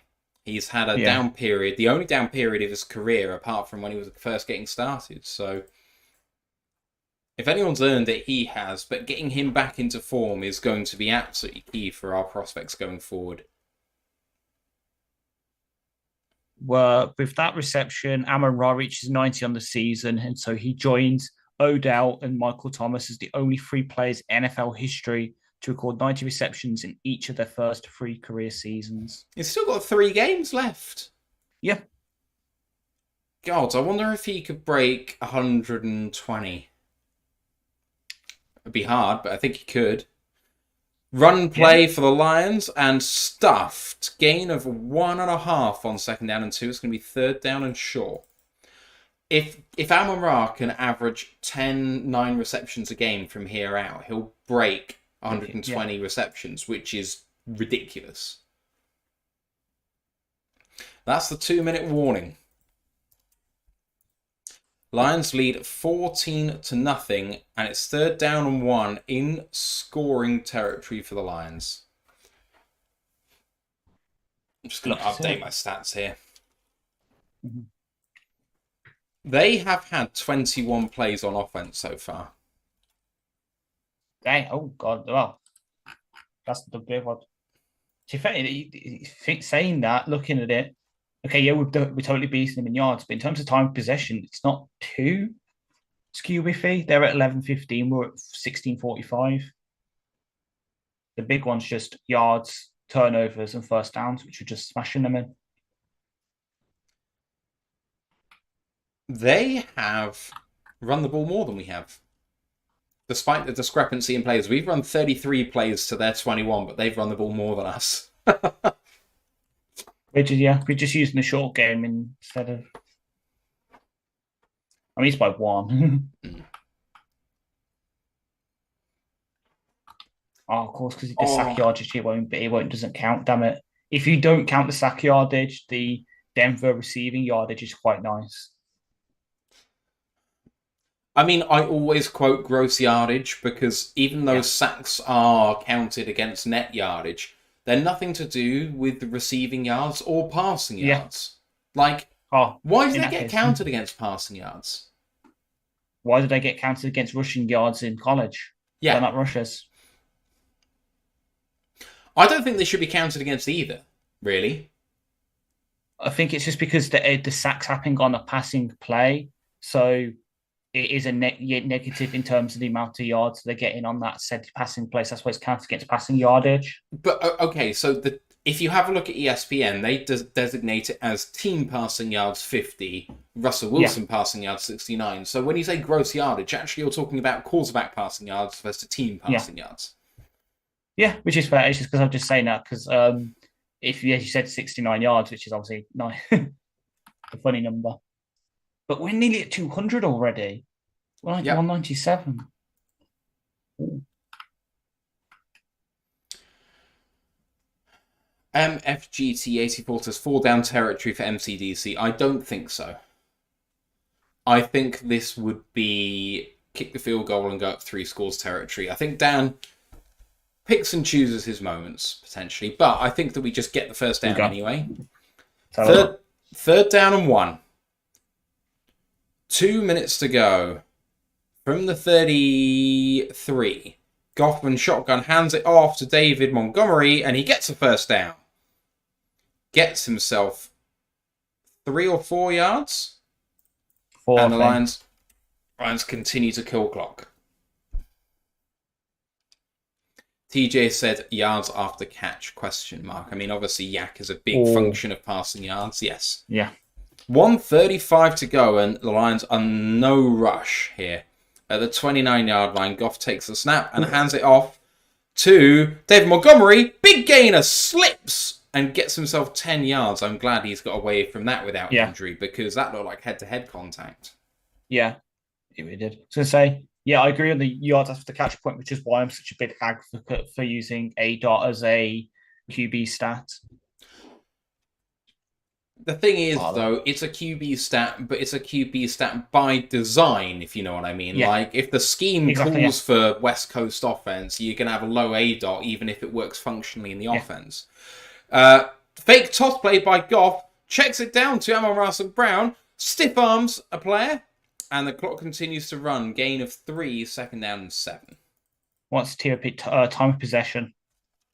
Brent. But yeah, I agree it is a QB stat by design, but that's because you say it's designed to get rid of yak. Yes. At the end of the day, good quarterbacks aren't necessarily going to get used in West Coast offenses very much. So, 28 seconds to go, and I think the Lions have now called a timeout. Yeah, I think so. I was going to say because it's... How did I explain it? Because I know, obviously, we had this discussion about the difference between... yards per attempt and ADOT didn't win. I think it's yards per attempt is how good a quarterback is how good a quarterback is at getting yards. ADOT is how much potential does a quarterback have for getting yards.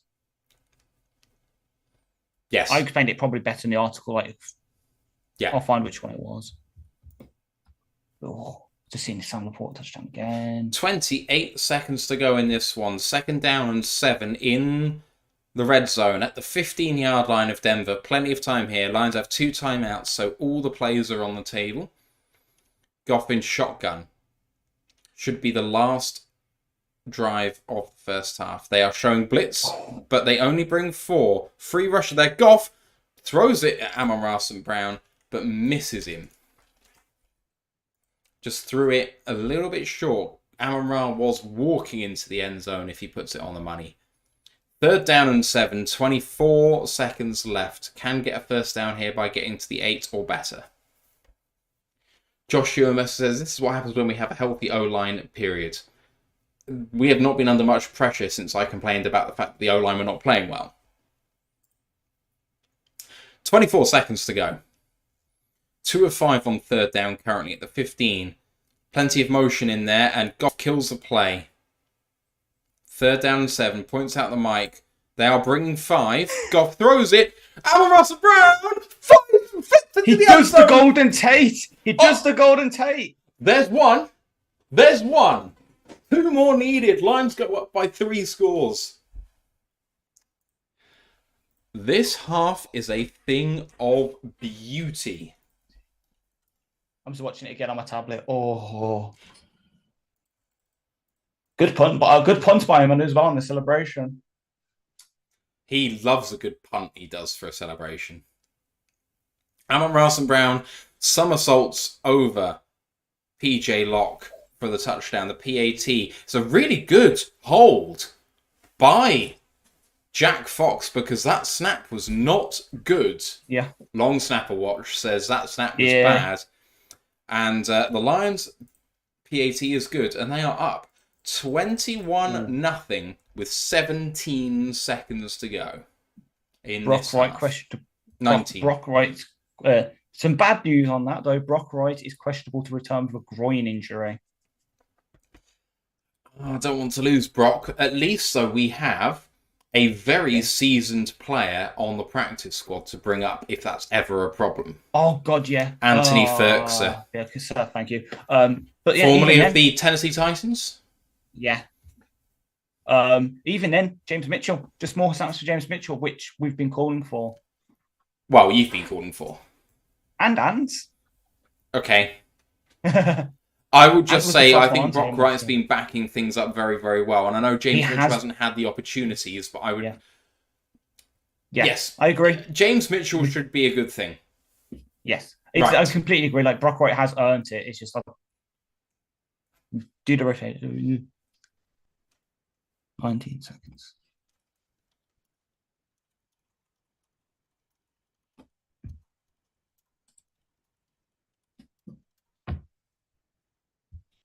I've just seen it. So unless we suddenly get the ball back, saying it, so we do. If this ends the if this ends the half, Jared Goff in the second quarter was 12 of 15 for 147 yards, 3 touchdowns, and a 147.1 passer rating. My guy, they take a knee, and that is the half. My word, the Lions fans are loud in acclaim for this fucking team, my guys. They should be, as they should be, and we've done it. We've shut a team out in a half. 3 for 30. Gibbs 2 of 2. Judy. Yes, okay. I am ready, and here is the scoreboard at the half. Lions up 21-0 in an absolutely spectacularly good first half. Russell Wilson for the Broncos, 4 of 10 for 69 and a fumble. Javonte Williams is 6 carries for 6 yards. The team is 25 yards on 12 carries. Jerry Jeudy had that early catch with lots of yak on a slant RPO. That went for 40. It's his only catch, though. He is 1 of 2 for 40. Cortland Sutton with the only other meaningful catch for their team, 1 of 1 for 23. On the Lions side of things, Goff, 19 of 26 for 215 and 3 touchdowns. David Montgomery leads the team in carries and yards with 9 for 41, but Jahmyr Gibbs, 3 for 30 and 2 receptions on 2 targets for 8 yards and a touchdown. Amon-Ra St. Brown is 5 of 7 for 76 yards and a touchdown. Sam Laporta is 3 of 3 for 43 and a touchdown. And then you have a 4th fumble on Russell Wilson, forced by Ifeatu Melifonwu, recovered by Isaiah Buggs. On defense, Fabian Moreau leads Denver with 5 total tackles. They have a sack by DJ Jones and also 2 other tackles for a loss. Fabian Moreau and DJ Jones got those as well. For Detroit, Melifonwu leads the team in tackles with 6. There's 2 sacks, one by Melifonwu, that was the strip sack, and Josh Pascal. One other tackle for loss was by Alex Anzalone. That was just touching a man down after he slipped. Otherwise, Badgley perfect on extra points, 3 from 3. Ash, your thoughts on the first half as yeah. Your stuff. Yeah. What a first half. We started off shakily, at least on offense. Defense was doing its thing. Long may it continue. Long may it continue. And the good thing about obviously the third quarter thing is usually we're receiving the ball on it. We're not this time. We can keep the momentum going on defense and then hopefully come out nice 3 and out from them. And then we can just keep pumping the ball. The entire playbook is open to us still. We can run the ball. We can do whatever we want. We're not in a situation where we're having to abandon the run, which is good for us because we can just establish the dominance, grind out the clock. That's all we need to do now. Be interesting to see if McGlinchey comes back for Denver. On that note, I'll quickly get up their Twitter just in case. Because his arm did not look good anyway, but there we go. Yeah. If you want to kind of laugh, look at the Broncos Twitter. It's literally them coming out of the tunnel, the end of first quarter graphic, and then halftime graphic. That's all they've tweeted so far. Yeesh. I will look at the chat in a minute. It's just I really wanted to see any update on Mike McGlinchey.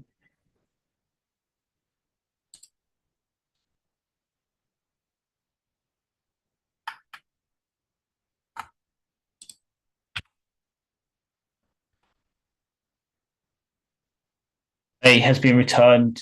He will return to okay. There we go. So I'm just looking because I don't have the what's it called? I don't have the commentary on, so that'll be fun. But hello, guys. Throw me questions, even if they're ones that will upset me. Hello, Miss Harley Quinn. You've joined us at a good time where the Lions are doing well. Me and Matt are currently not crying into our drinks, which is good news.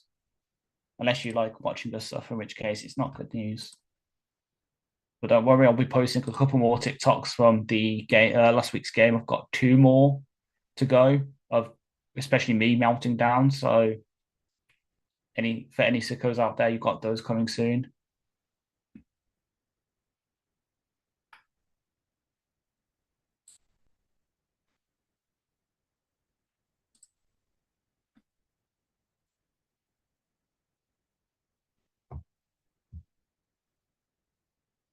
I wish I had some crumpets ground eyes. Unfortunately, I do not. I just have toast and donuts and birthday cake. I have still half a Wiggles the Caterpillar cake to eat at some point.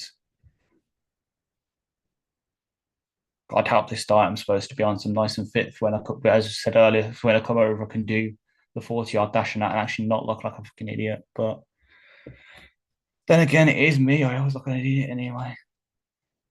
Oh God, yeah, my multiple personalities. Right now, we're in a happy personality. Long way continue. And thank you, Mark Marker, for the belated birthday. It was good. I turned 25, so I'm older than like half our team right now, which is scary. But it was good. My birthday was yesterday, Grandeyes. I turned 25. Not fun, but yeah. Born 15th of December. Big rip for me. So close to Christmas.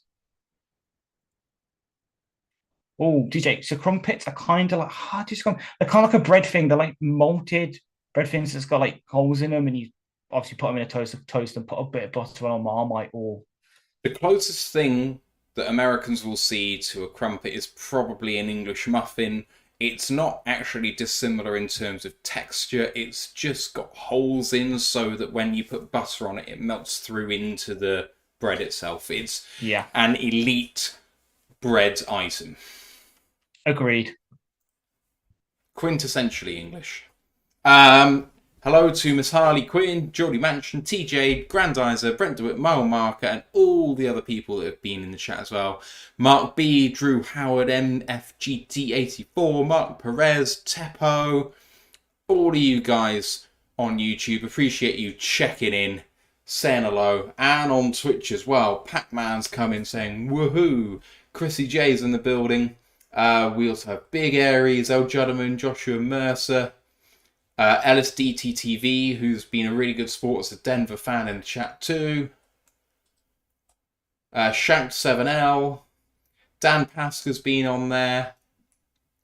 Appreciate all of you coming and saying hello. If you want to shout out, please come and say hi. What a first half. Where has this been since week 5? 6? Yeah, since that Ravens game.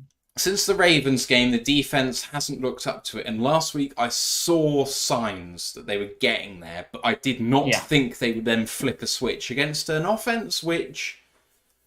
I mean, they've won 6 of their last 7 games, and they don't score lots of points, but they play good complementary football, and Sutton has done some really good things, and Judy has been a disappointment, but where's Mims been? True. Well, he had that end around, but other than that, he hasn't really...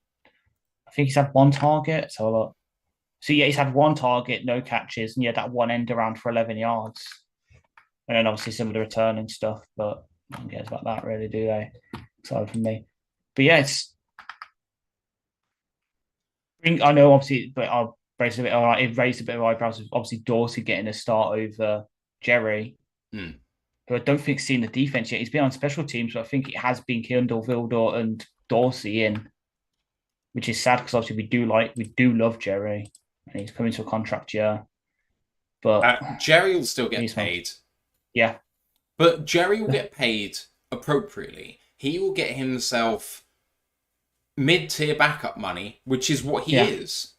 He's not. I don't think that a team with Super Bowl ambitions would want someone at that level being their first guy off the bench in the cornerback room. And that's no slight to Jerry. Coming from undrafted, him being a mid-tier backup corner, like the first guy off the bench in a good team, is a great result.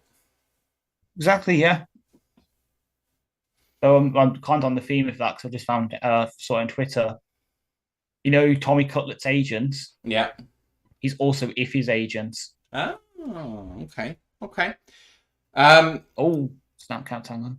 El Gentleman just said, Matt and Ash are the best duo since Poole and Barry, R.I.P. Do you mean the Chuckle Brothers? Is that what he's saying? Wow. I think so. Wow. Oh. So one of PFF's people's tweeted out the halftime snap counts. It's out of 40 plays. Amon Raz on 38. JMO 28. Josh Reynolds 23. Leaf 13. DPJ 7. They've really put JMO out there. Teppo just said, Ash has had his birthday. Happy birthday. Yes, it was yesterday. Drew Howard said, who's playing better, defense versus offense, first half grades? I would say defense is an A+. Offense stuttered early and has come on strong in the second quarter. I would say B+. B+, A-, yeah. For what they can do what they did at the end of the second quarter in the entire first half. They did that to teams earlier on in the season. There's room for improvement. But we haven't seen this offense for some time. It's been at a C, D, E level for some time. Grandine's had a couple of questions. Said, for New Year's Day, would you like to go to London for that event or now over here it's Times Square in New York? I've never been. And they get 1 million people or something. It's I'd rather just stay at home, cook a nice meal, to be honest. What about you? Yeah. I always go to my friend's house for this year. It's my best friend Em's. I'm going around hers for it. Got the day off after work so I can actually drink. But yeah, I don't like big crowds anyway. I just, as you say, just stay in, have a nice meal, see some friends rather than go and get myself lost in some big situations. Or there's always, if you're that way inclined, Hootenanny. Yeah. Also had another question. He said, what 3 adjustments should the Lions do for the second half? None. Do not make any adjustments. Please, just keep playing like this. Exactly, yeah. And what do you want to see an improvement in? I don't really. Play like you did at the end of that second quarter, that'll do. True, yeah. Yeah, there's been a few inaccurate throws, but those happen anyway. They do. Darth Twerks in the building as well, saying, what's up, boyos? A much improved first half over last week. I mean, night and day, mate. Night and day.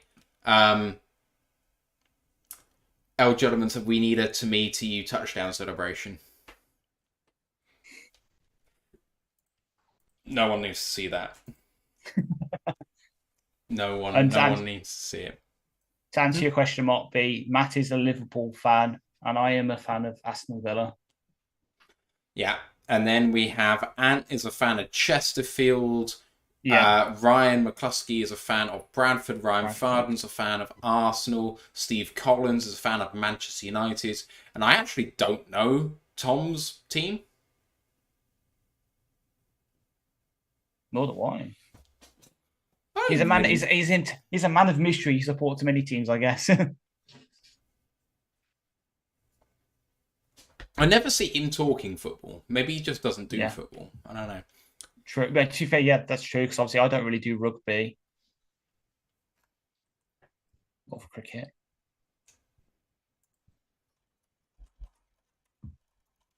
The second half. 3.1 yards a play for the Broncos. Not good.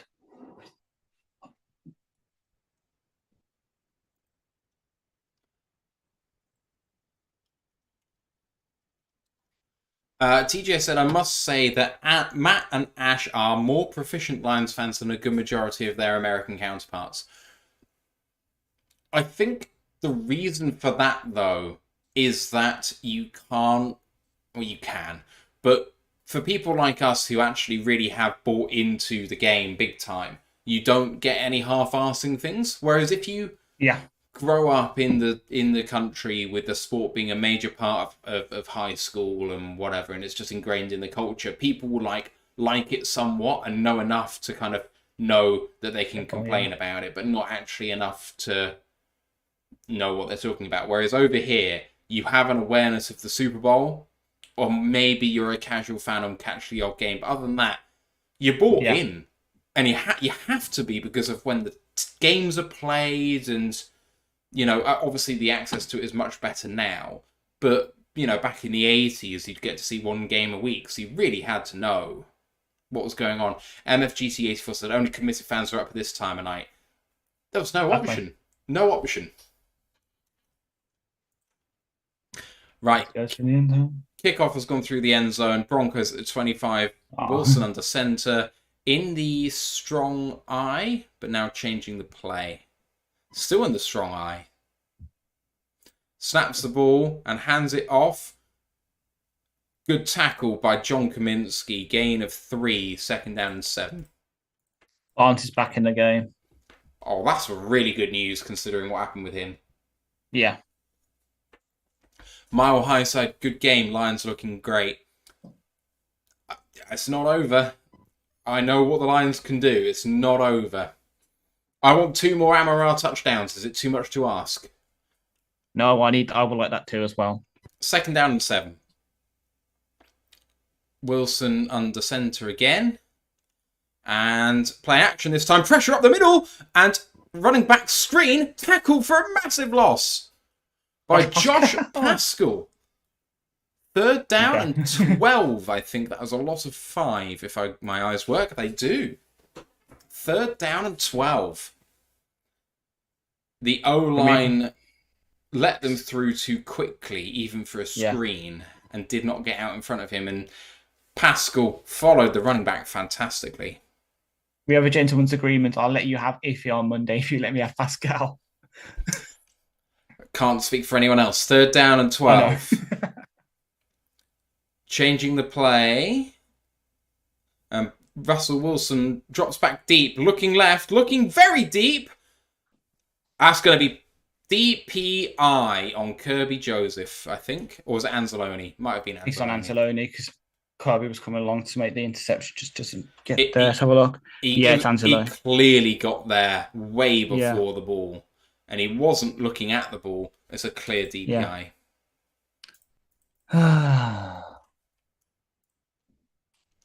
Had to be. Well, there's our obligatory DPI call of the week. 2 flags, maybe. And you can hear Jeremy Roseman shouting about spot fouls from this side of the Atlantic.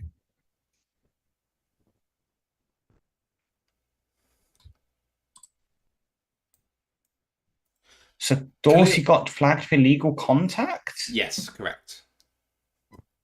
Okay. Anzalone needed to get his head around. He needed to not contact the man if he was going to do what he did. Ball slightly underthrown, and that always draws a flag in that situation. Mm-hmm. Dan Campbell not happy, but that's textbook DPI. Yeah. Right, here we go then. First down and 10 after the Lions should have got off the field. And well done, Hutch. So that was zone read played by Wilson, and Hutch played both him and Pirine perfectly. Gain of 2, second down and 8. Dare I say it, Hutch is probably one of the few players in the NFL that can do that. Him, TJ Watt, Miles Garrett, Parsons. Jalen Reese-Maybin is the sub. Oh, Lions have got too many men. And we did get the man off, but the referees stopped the play, so they must have had a sub as well. Wilson in an empty set, second down and 8 from the 31 of the Lions. Under pressure, throws over the middle, and really good play by the Broncos. Good design. Cortland Sutton with the first down run.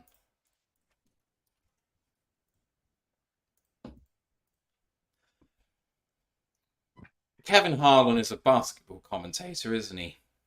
I think so, primarily. Yeah. I'm hearing his voice and I'm like, I don't watch much basketball, but that is what I know him for. Khalil Dorsey was the man who had outside contain there, and he got bodied by a receiver on the opposite side. First down and 10 in the red zone now at the 17. Wilson under center and hands this one off. Running up the middle, Javonte Williams gain of 6, second down and 4.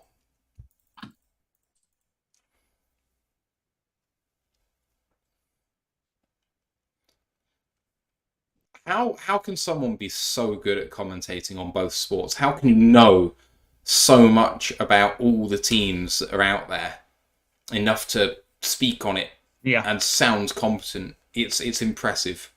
Probably good research, I guess. It's kind of like I can't think of anyone that could do it, but someone like doing our football and cricket. Second down and 4, thrown for the end zone, incomplete. Ifato Melifonwu in coverage.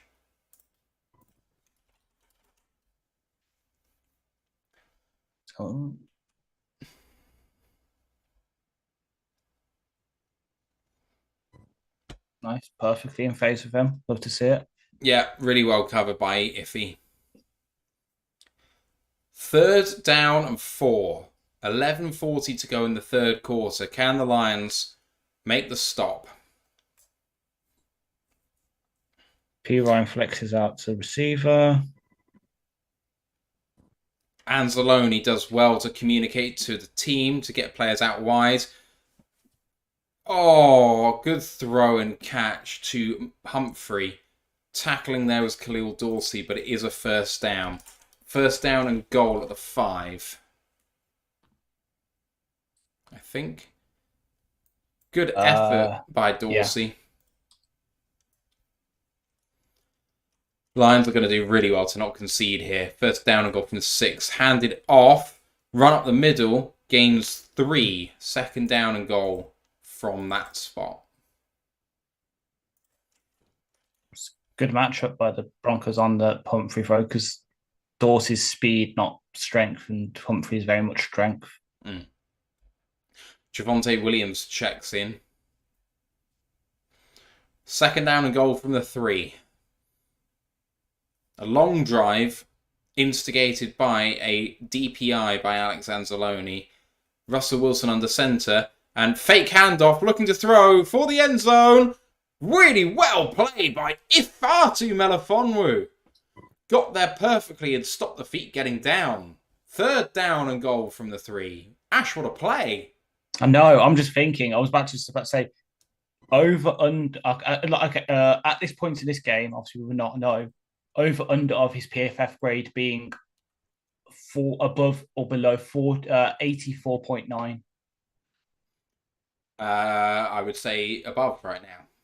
Same. right now. 10:41 to go. Third down and goal from the 3. Wilson in shotgun. Condensed formation on the right-hand side. Fakes a handoff. Looking for end zone. Man might be free. Melifonwu in coverage. Touchdown Broncos. Really tight coverage by Melifonwu, but does give it up to Humphreys, who bodies him in the end zone. Lil Jordan Humphrey. Who? Can't cover better than that. Yeah. I just want to check.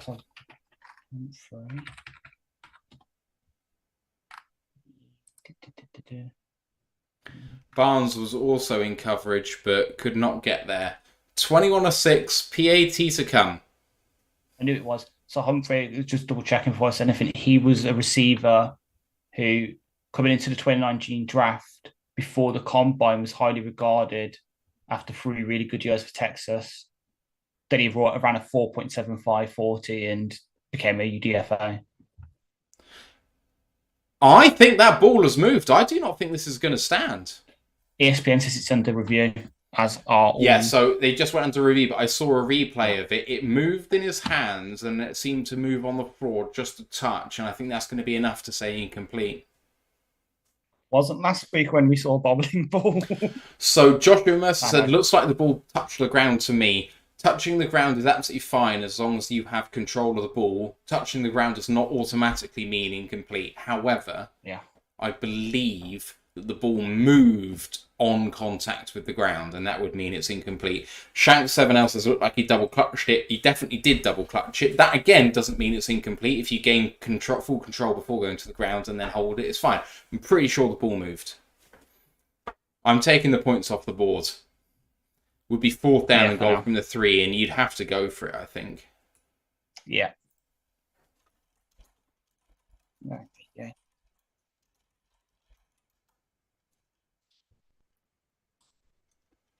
Doobie-doobie-doo.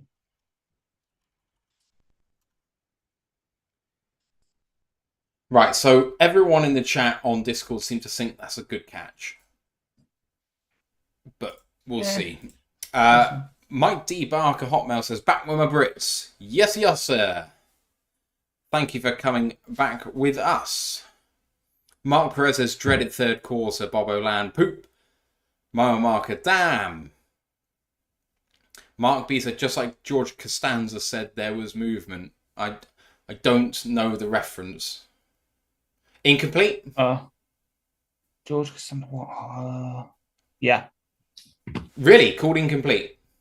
Yeah, if he knocks it out.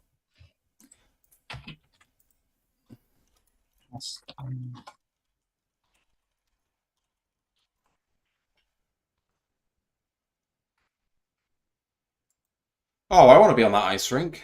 Not right now, obviously, but maybe later.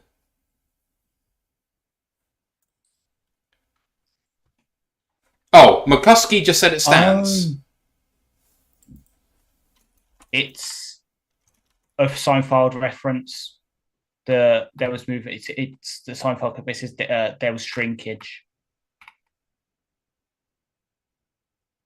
about his about the family jewels.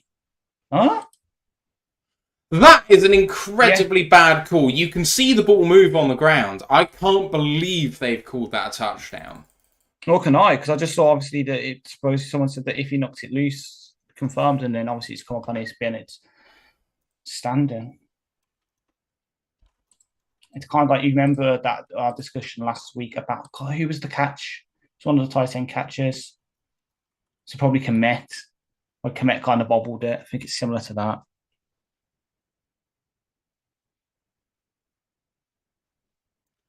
They're just saying on the coverage that it did move, but he didn't lose control with it against his body. It was pinned in between him and the ground.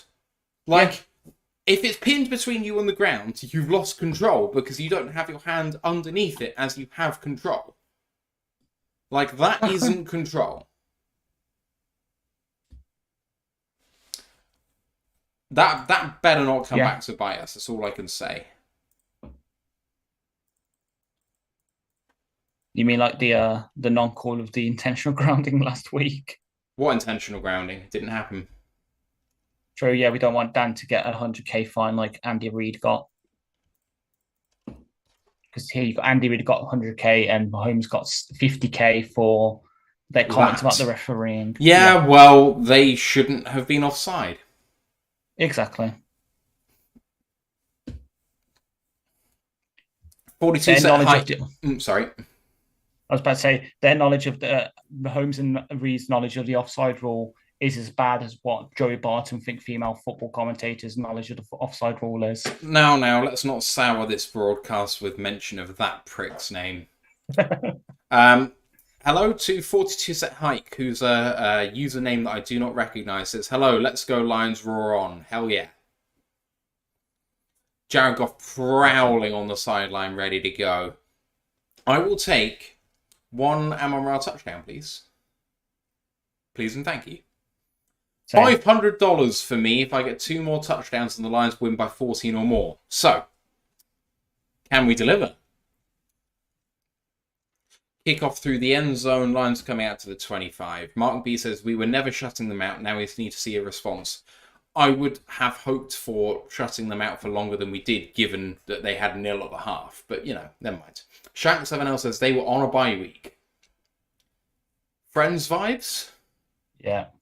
We were on a break. Drew Howard says, I'll up you a JMO deep shot. I will take I'll take a JMO deep shot as long as it's 1 yard short and Amon-Ra finishes it off. That'll do. Exactly. Jared Goff, play action. Looking deeper. Throws to Amon-Ra St. Brown. To midfield. Game and he's 25. First down, Detroit. 6 that's why people are saying it. 101. So supposedly, to make it even more confusing, the refs moved the ball back to the 3 yard line. The offense then came back onto the field, and then the refs announced that the play stood. So that's why everyone's so confused, because even in the stadium, it looked incomplete. They thought it was going to be incomplete. Everyone did. Right, Goff on the centre. First down and 10. Play action again. Goff with lots of time. Good blitz pickup, but the throw towards Jameson Williams was undercooked. Second down and 10.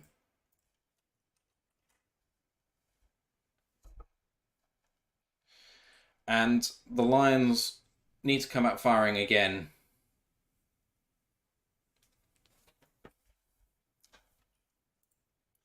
Really enjoying this game. Mm-hmm.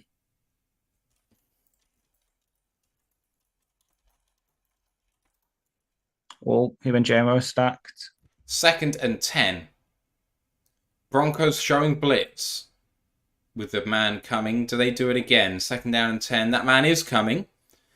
Hand off to Gibbs. No gain on the play. Third down and 10 at the 49 of the Broncos coming up.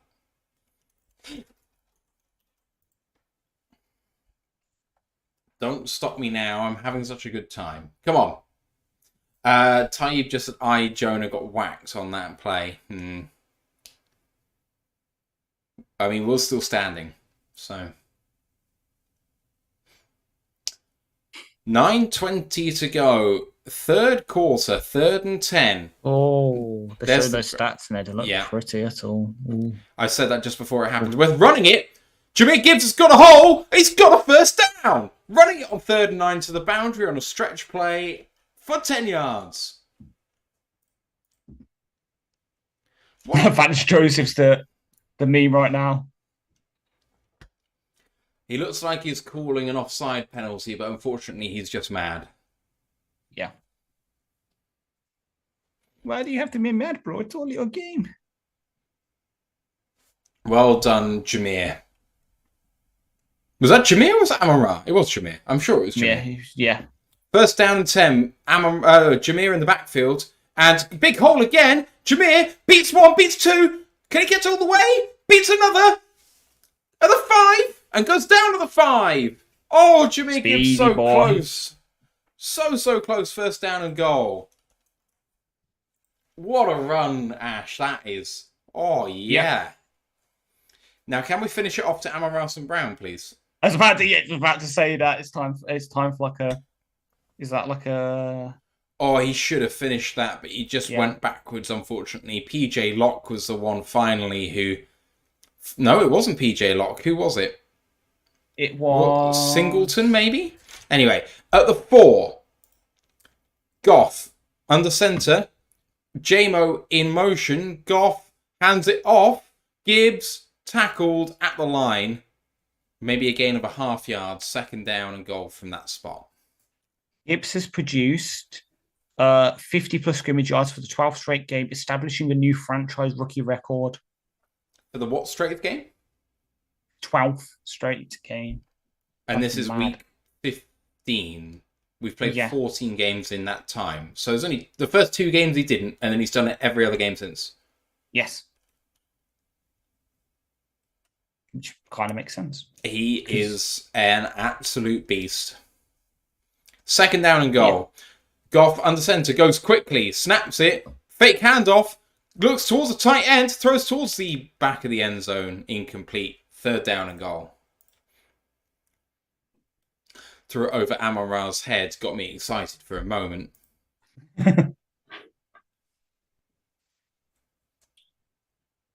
Jesus. Please, please, please, come on now. Oh, I like Ben Johnson's hat.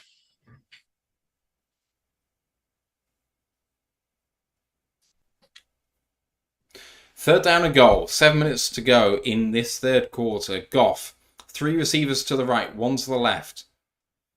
Raymond in motion. Goff looking for the end zone. Laporta, touchdown Detroit. Laporta's second of the game. Lions up by 3 scores again. Yeah. And with that, Laporta takes first place for franchise rookie tight end touchdowns in a season, but also matches the overall franchise season record for touchdowns for a tight end, matching Jim Gibbons' 8 in 1964. 8 is the record for a tight end. God, he's going to smash it if he stays healthy.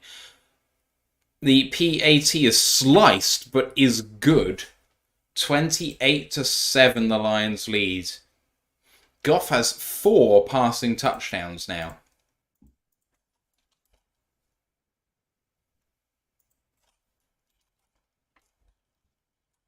What did Kevin just say then? Most of anyone in the NFL about the Lions, but I have no idea what the actual... I don't want to go back because we've got a good synchronicity, I think, in our streams at the moment. Hang on. What I'll do is, hang on.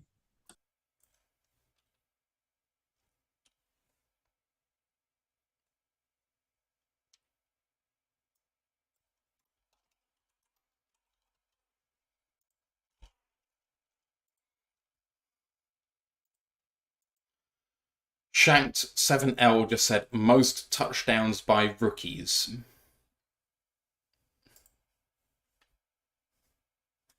If you heard me.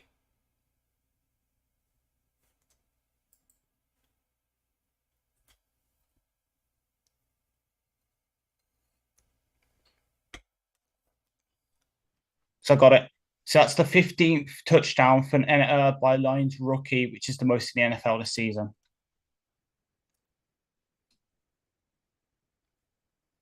Laporta, Gibbs. Brian Branch with pick 6 week 1. Other offensive rookies, Antoine Green, Colby Sawstall. That's it, isn't it? It's just those 3. Yeah. Hang on. Drew Howard just said, not sure any of those PATs have been through the middle. Hope we don't need a field goal today. I mean, you do not diss the money badger. That's all I'm going to say. Yeah. Money badger is money. So Gibbs has got 6 rushing, 1 receiving. Laporta has 8. And then, and then obviously the pick 6, that'd be 16, yeah.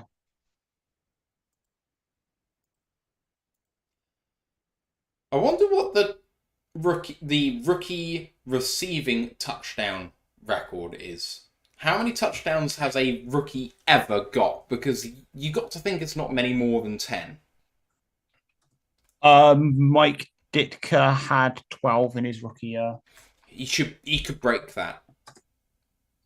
But is that tight end only, or is that wide receivers too.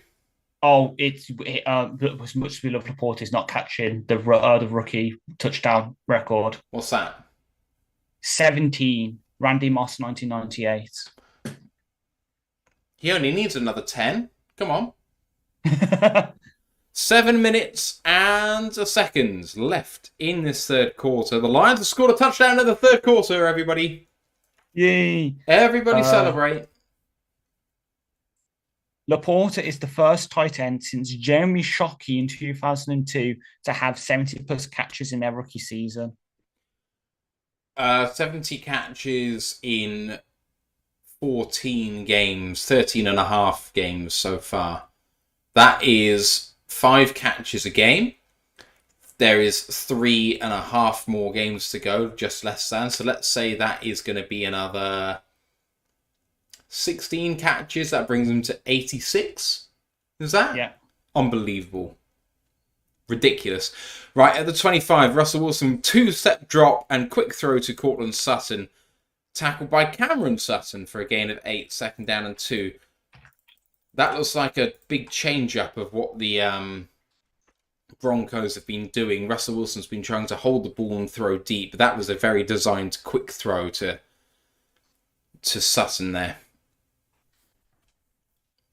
Brent DeWitt said, okay, Ash, is every catch by Laporte from now on until the end of the season a new record? Yes, it is, because he keeps breaking the old one. Exactly, yeah. 2nd down and 2. I hope it is because I was out of a job because that's part of the fix. Changing the play at the line. 2nd down and 2. Russell Wilson hands this one off. Penetration upfield. But they do stop him short. Gain of 1. 3rd and 1 coming up.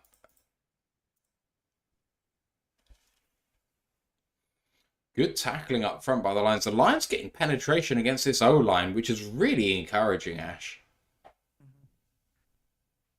Oh, well, you said it kind of earlier 2 minutes ago. Laporte's 8 receiving touchdowns tie Roy Williams' 2004 record for the most touchdown receptions in a season by a rookie in franchise history, regardless of position. There you go.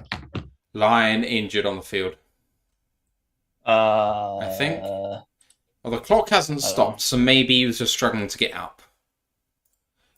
So on the QB sneak there, a Lion dove at the ankles of the center to try and stop any forward progress. I appreciate the enthusiasm. Let's not get injured now, is what I will say. First down and 10. Russell Wilson in shotgun this time. Man in motion, right to left. Russell takes it just in time. Pressure! Oh, nice little dump off. Under big really pressure, and a nice dump off to the fullback. To the tight end, Adam Troutman. He had about 3 or 4 men around him, which meant that Troutman was just completely open. Williams literally pointed to them all coming as well, and he's still... Who was that? Branch, nickel blitz. 3 of them around him, and they all left Troutman. Frustrating. First down and 10 at the 40 of the Lions. Russell.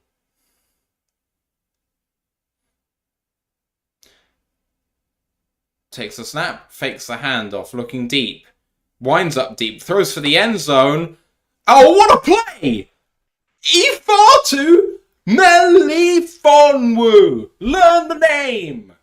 Remember the name. What a PBU.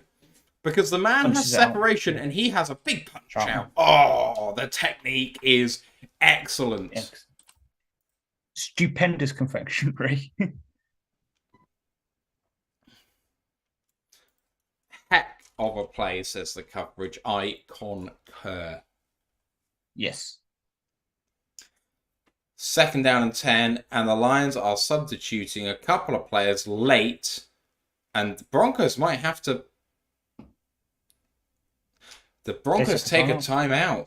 So the Broncos took a late sub, which meant the Lions also were entitled to a late sub, which meant they were out of time. That's the Broncos' fault.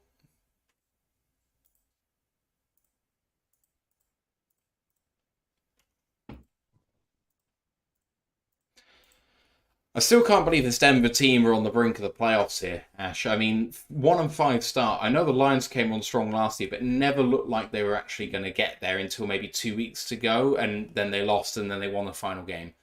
This is their Carolina game. Well, in a way, but in terms of there's still room for this to go wrong. They're in position to score here. They make it a 2-score game. Lions have to score again then, because what if the Broncos, after a 3-and-out, score again? Like, you can see momentum going against the team, but at this point, like the Carolina games were just destructions. It was so frustrating. Yeah. Anyway, I formation. Weak eye. It's offset eye. Oh yeah, I was gonna say it's offset, isn't it? And now they're changing. Fullback on the opposite side to the tight end. Time running down. Takes a snap and hands it off. Penetration up front. Good tackle. No gain. Number 96, Isaiah Buggs. 3rd down and 10. I mean, Mark B, I'm from Birmingham and I can't pronounce a single non-English name, so... Birmingham. I wish I could do Midlands accents, but I can't. I can't even do it anymore. It's been weaned out to me by university. Comes back on sound words. And 10. 3:40 to go in the third quarter. Russell Wilson pointing at the mic. At the 40. Takes a snapping shotgun. 2-step drop. Looks left. Holds it. Under pressure. Throws it. And manages to complete it to number 10. Jerry Jeudy. 1st down and 10 for the Broncos. I will say this now. I do not tempt fate. This game is not done. It's not done. We need to have at least one more touchdown to feel pretty safe on this. Jeudy checks out of the game now. 3:01 to go. My timer is slightly ahead of the actual timer. Try and correct that now. 1st and 10. 4 seconds to get the playoff. Russell Wilson struggling. He's going to get it off though, I think. 21-yard line of Detroit. Blitz off the edge. Just gets it away in time. Cortland Sutton beats Alex Anzalone. Gain of 12. 1st down and goal? Yeah. 1st down and goal from the 8. They've done a good job adjusting. Yeah, they have. No, you go. I was going to say, the Broncos have done a good adjustment to obviously using our blitz against us to get short dump offs off. Ooh, Cam Sutton on a fade to Cortland Sutton and a nice PBU. 2nd down and goal from the 8. Nice. No, hell no, Mark B. Fuck Tom Brady and fuck Birmingham City. Can't you see the Villa scarf behind me? Never spot that scum. 2nd down and goal from the 8. 2:15 to go in the third quarter. Wilson in shotgun again. Stacked on the right-hand side this time.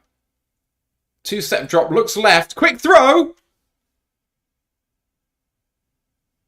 Short. 1/2 yard short. Caught by McLaughlin. 3rd down and goal from the 1/2 yard line. Let's have a look. Malifomu with a tackle again. Holds him up. McLaughlin, I think he breaks the plane, but I don't think there's enough there to overturn the call. I think that's a good call, actually. Yeah, same. We stopped their momentum. 3rd down and goal at the 1/4 inch line. Strong eye, heavy set. Pitch. Barnes doesn't... Oh, he stopped him short! Yep. Barnes stops Javonte Williams a 1/2 yard short. 4th down and goal. This is a huge play. That's a terrific play by Derek Barnes if it stands. Yeah. Oh, that's really close. He did break the plane there. If they challenge that, that's a touchdown. Instead, they're lining up for fourth. I think they're going to go for a sneak here. No, they don't. Full back handoff, touchdown. Flag. Flag.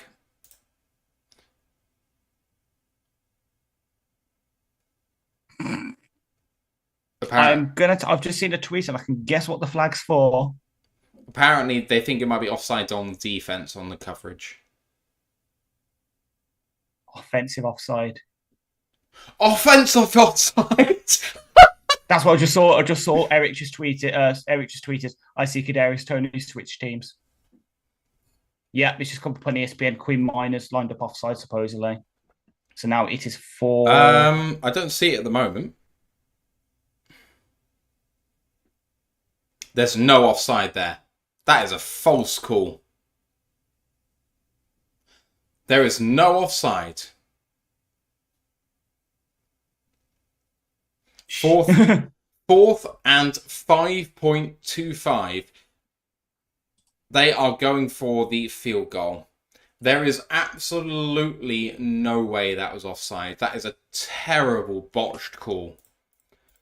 I will be utterly fair to both teams on this. There is no way that is offside. Sean Payton is beside himself, and I agree with him. Let's have a look at the replay again. He's not offside.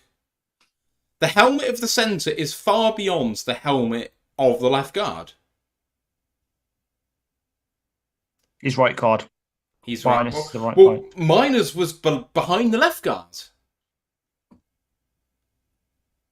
There is absolutely no way that is the correct call. Field goal attempt is good. The Broncos have been robbed.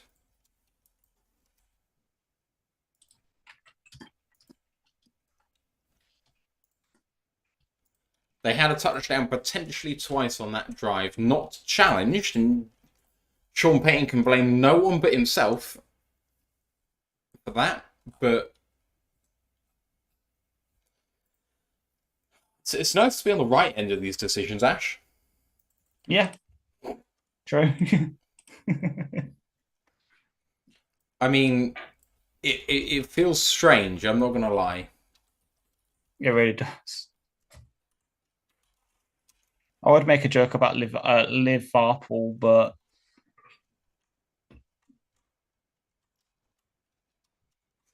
so the Lions are one of the top rushing defenses in the NFL.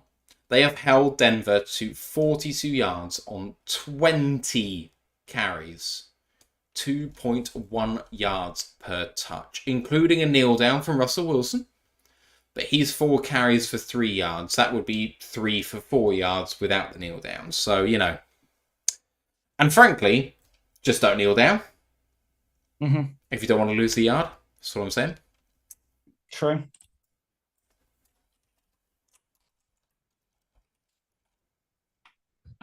How am I watching a 32 red bloody advert right now? Bloody Keith Lemon on a DAZN advert. What is happening right now? I guess it's because they can DAZN can stitch in UK adverts over the American ones. This bullshit, man. Exactly. Supposedly the American ones they're seeing advertisements for Applebee's. So TJ said it's weird to see the official shortchanging someone else. Mark says our best third quarter in a long, long time. It will be if we score in the next 43 seconds. And Brent DeWitt says, wow, a call for the Lions. Mark B says, terrible call. Go to VAR. Oh, wait. And TJ says, that was a terrible call by the officials. I thought Denver had it on second down. I think third down was a better call than second down. I think second down, it is called on the field and it will not be overturned either way. If you call it a touchdown, you won't overturn it. If it's short, you won't overturn it because the view is obscured. It just looks like it's a touchdown, but I don't think you can be sure. So you call it short on that one, but I think there's a definitive look on the third down play where you can see he's definitely over. Yeah. And the thing is, they've already burnt one timeout. Might as well do another. I was going to say, because I looked it up, he couldn't challenge. He should have done it with the outside run that was in, but you can't. Unfortunately, you can't challenge. Well, fortunately, you can't challenge offside penalties. Yeah. I'm just going to offside about the The kick off. kick is into the end zone, and it is a touchback.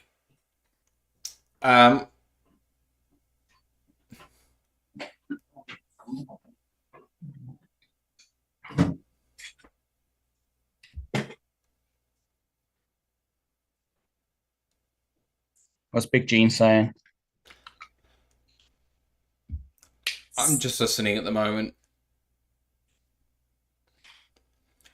Thought that Javonte Williams was short, but that the McLaughlin play was a touchdown. Yeah.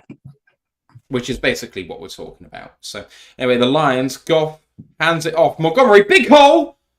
Gets away from one, can't reach the second one. He could have gone a long way if he'd done that one. 2nd down and 3 coming up. We'll get in one more play before the end of the quarter. Big tackle there for the Broncos, because otherwise Montgomery was going to break that big time. Actually, do not need to get another play in here. Wouldn't be surprised if the Lions just take this.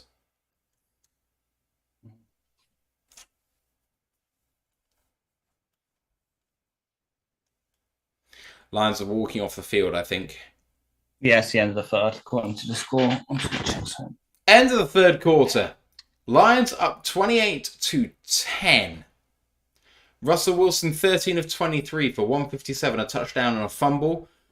Javonte Williams 10 of 15. 10 carries for 15 yards, that is. Just want to highlight that. And Jerry Jeudy 2 of 5 for 59 yards. Lions on offense, Jared Goff 21 of 30, 244 and 4 touchdowns. Jahmyr Gibbs 7 for 76 on the ground, 2 of 2 for 8 and a touchdown in the air. Amon-Ra St. Brown 6 of 8 for 102 and a touchdown. Wilson's fumble was recovered by Isaiah Buggs, forced by Ifeatu Melifonwu, who was credited with a sack on the play. Another sack by the Lions was by Josh Pascal. DJ Jones has the sack for Denver. And the Lions have had one of their better third quarters for a long time. They still ended up losing it 10-7. Denver did have the ball to start the quarter. So I think with 3 scoring drives, that is not strange. Apparently, Ash is saying that was technically offside for that play where I said it was wrong. Apparently it is. Yeah, I've just put it in there. So you could see, obviously you said it's that you could see some minus helmet was. Oh, sorry. I thought the Quinn Miners helmet was the center's helmet. It's an optical illusion, almost. Yeah. Cool. Okay. Definitely offside. Fine. Good. There you go. All right. We're happy. We're happy. We're all good. Yeah, so... Yeah, anyway, never mind. Guys, in the chat, let us know what you think about the game so far. Are you enjoying it? It's 3:33 a.m. here. So I hope that... well, I know you guys are going to get a lot more sleep than we will tonight, but there we go. Exactly.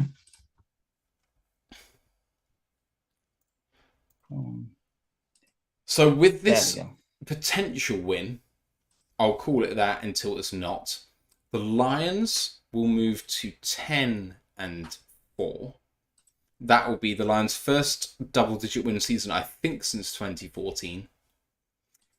The Lions will be one result away from clinching a playoff berth. A loss by Seattle against Philadelphia on Monday will clinch wildcard spot. With a win here, the Lions will be potentially one win away from the playoffs. A win against the Vikings clinches. Losing out with the Packers winning out would have the Packers clinch the division. The Vikings winning out and the Lions losing out would clinch the division for the Packers. So the Lions need to win here and win against, really, the Vikings to clinch in all scenarios. What a catch by Jameson Williams! Fuck me! Ooh. 2nd down and 3. Holy shit! How many? Tayyib in the Discord chat has just said that's a circus catch. Oh my word! What I completely agree. hands! Damn! Teppo said It's the 5:30 almost dawn. Oh wait, we won't have dawn until January. Sorry. True, yeah.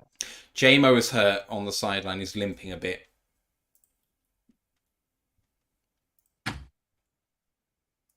Montgomery with the run and gains about 5. That's going to be 2nd down and 5.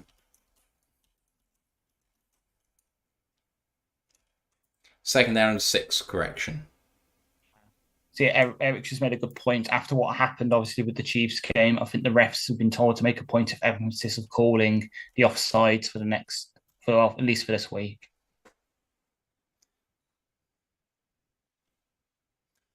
Right, here comes Goff again. 2nd down and 6. Ooh. Ooh. Goff. Oh, I thought that was an actual play there. It was an actual play, but they checked away from it because of the stupid next-gen stats graphic. Yes, finger trouble. Someone pressed the wrong button. Anyway, it looks like that got the first down. A gain of 10 yards and a 1st down Detroit Lions. That was a run by David Montgomery up the gut.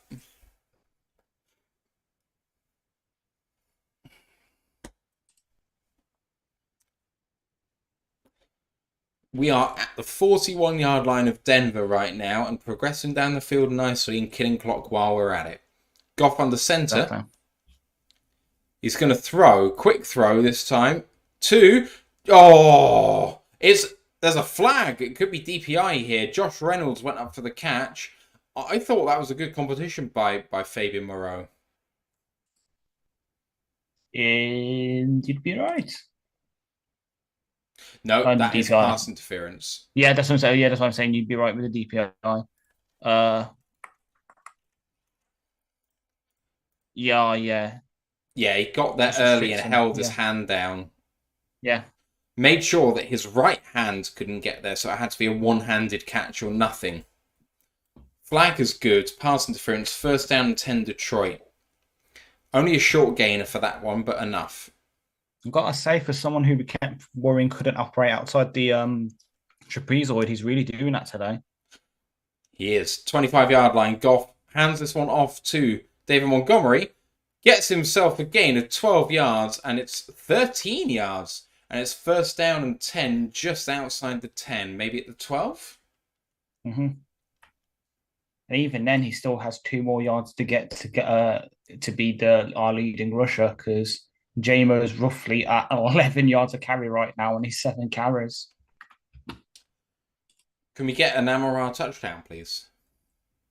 Asking for a friend. Just asking for a friend. I'm the friend. We have 221 more yards of offense than them. 1st down and 10 from the 12. Toss to Gibbs. Lots of room. Touchdown, Detroit! I'll take another Gibbs rushing touchdown. It is a touchdown, Detroit. Yeah. Jahmyr Gibbs. Toss play. Lots of room inside. Spins inside near the sideline. And I can't be upset. I want $500. I will take a touchdown to ice the game. This should be it now. Brian 3 Cushion says, hi, guys. Hello to you, sir. Hello. I'm happy, boy. Let's have a look. For those for the 2 people that probably care, let's have a look at the fantasy tell then. PAT is up and good, 35 to 10. You know how early you said I was being done by playing the 3 players? Gibbs is at 22.6, Amon-Ra's at 21.2, and Laporte is at 18.6. I now have a 27-point lead.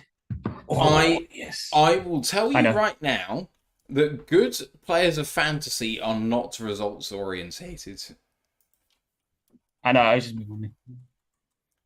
I don't care. Otherwise, we're doing fucking sick. Let's do this. I think I've had this argument a lot with people on PFF's Discord, and so many of them are like, well, if it works out fine, why does it matter? And it's like, if your process is bad, then your process will continue to be bad, and you'll make decisions in the long run that won't work out. You have to maximize your chances, and sometimes you make a decision which is best, and it works out worst. If you're a poker player, you very well understand that concept, because at the end of the day, you repeat the same action multiple times. So people need to learn what the difference is between luck and not luck. Yeah. Choosing 3 lions who are going to have redundancy because their targets are shared out or their time is shared out is not a good process. The fact that it's worked out is because the Lions have fucking killed the Denver Broncos. So what happened with it was originally I did pick Amon-Ra and Gibbs in the draft, the fantasy draft. Amon-Ra, obviously, I think he was my 2nd round pick, and Gibbs was my 4th. And then I got Laporta in a trade for Evan Ingram like week 3. Oh wow, really? Yeah. Yeah, that's a good pickup. They offered me Laporta for Ingram as well. So it wasn't me making that. They're crying now. Exactly. Is it in a paid league? No, it's just my friendship one. Damn. I wish. Damn. I've flunked out in both my paid leagues this year. It's really annoying. I mean, I can't talk, and I'll roll the Lions one. I'm in the consolation bracket. Oh, I've got the best team in that of anyone, I think. Yeah. I'm very bullish about my team. I haven't quite got the results, but I've got the right team against everyone else. Sometimes you just get unlucky with results. That's all. With me, my quarterbacks. Pretty sure my quarterbacks got injured. My quarterback in that league is Jared Goff. He has 26.32 points. Rashad White, Christian McCaffrey, DeAndre Hopkins, Devonta Smith, DJ Metcalf, David Njoku, Rashee Rice, Michael Pittman, Jason Sanders, and Bengals defense. I've also got... Not bad. I've got Henry, Mattison, James Cook, and Curtis Samuel on my bench. Oh, and Pat Freiermuth, who obviously has been injured much of the season, but he was going to be my Titan 1. And Njoku was meant to be the Titan 2. Just how things work out. Right. Oh, yeah, I love the Grinch stuff there. That's good. Same. I'm all about that. Right, 12 to go in this game. 35-10. How sweet it is to be a Lions fan at this particular period of time. Russell Wilson having to run for his life and tackled for a gain of 1 by Alex Anzalone, close to a sack. Not quite a bounce back game for Anzalone. He's had the DPI. He's had a missed tackle here or there. I think that it's been better than the down games he's had in the last couple of weeks. But it's not the heights. It's probably like a... Yeah. Again, I know Ant's going to kill us for using like PFF grades and sort of thing, but it's like a 65 PFF grade kind of game. Nice throw and catch to Crawl, the tight end, I think.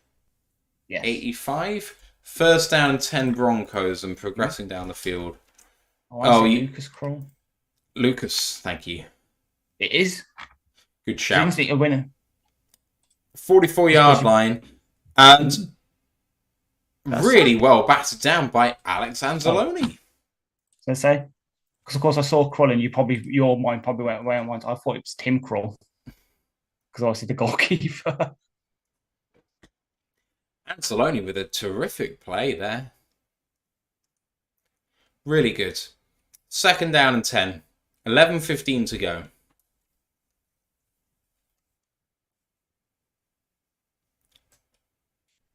Seems we've gone to a sort of... Seems we've gone to more pass rushing sets. You can see Kamish is lined up quite a lot. Is being lined up quite a lot inside. Yeah, I mean they have to pass the ball, don't they? Second down and 10. Clock almost goes. We're blitzing. Russell Wilson throws, and incomplete towards Judy.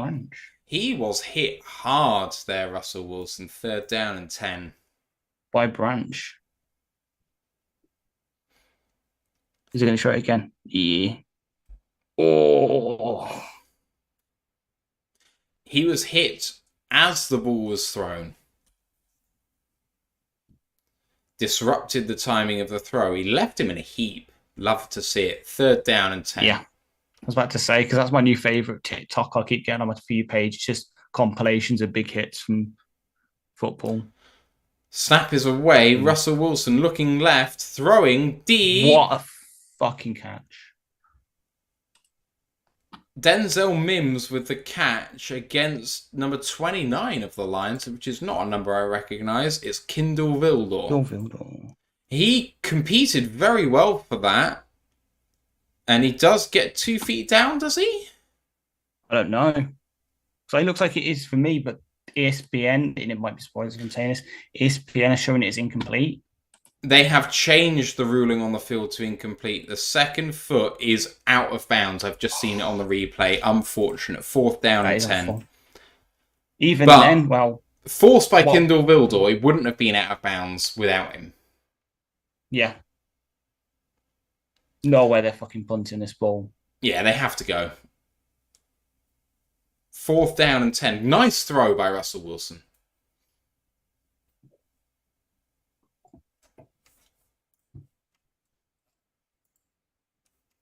Kindle Vildor's been excellent when he's been on the field. They're punting the fucking ball. Agreed, though. Kindle Vildor has been very good. On Jerry Jacobs, I know he obviously hasn't played that many defensive snaps, if at all, but he's been ruled out with a hamstring injury. What? So, yeah. Where's that come from?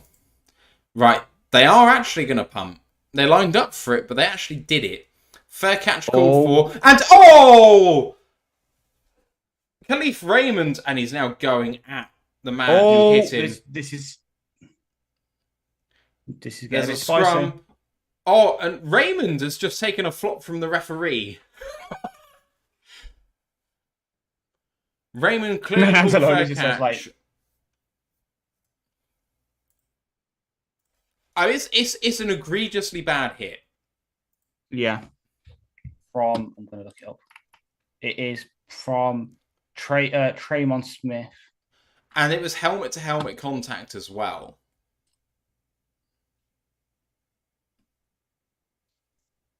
Yeah, and you can see he's waved the fair catch as well. Yeah. So that's going to be...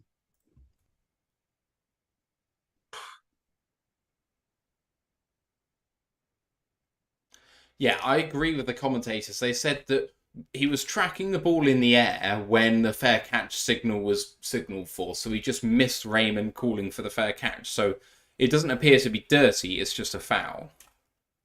Mm-hmm.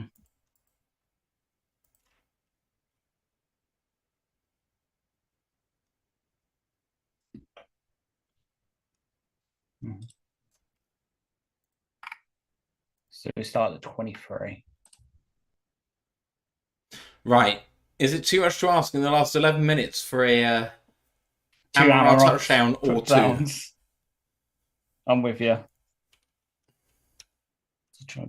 Oh, Fitzpatrick. We're just going to run the ball. What's that? Ryan Fitzpatrick on the advert. And yet they're going for the meme. Oh my God. I've just seen it. Adam. You must be slightly ahead of me, I think, still. Ooh. With currently, if the game ended right now, Gibbs would be leading the league in yards per carry with 5.8. It's not 6. Let's keep going. Exactly. Your mind went there. My mind went to fuck you all draft nicks who said it was a bad pick.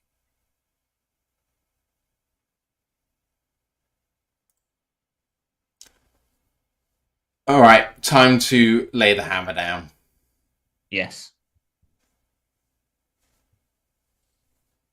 The Dan Orlowski tweet just now that Taib has put in the chat in Discord has just said, we talked all week on NFL Live that the key tonight was Lions being really good on first down and not getting into much third down versus Denver's blitz package. On first down tonight, 28 plays for the Lions for 240 yards, 8.6 yards per play on first down.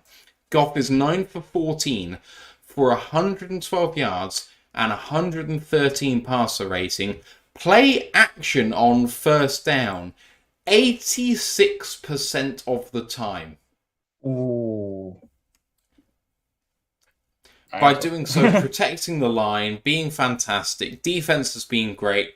This is almost A pluses across the board now after doing it for almost a full game. This is unbelievable.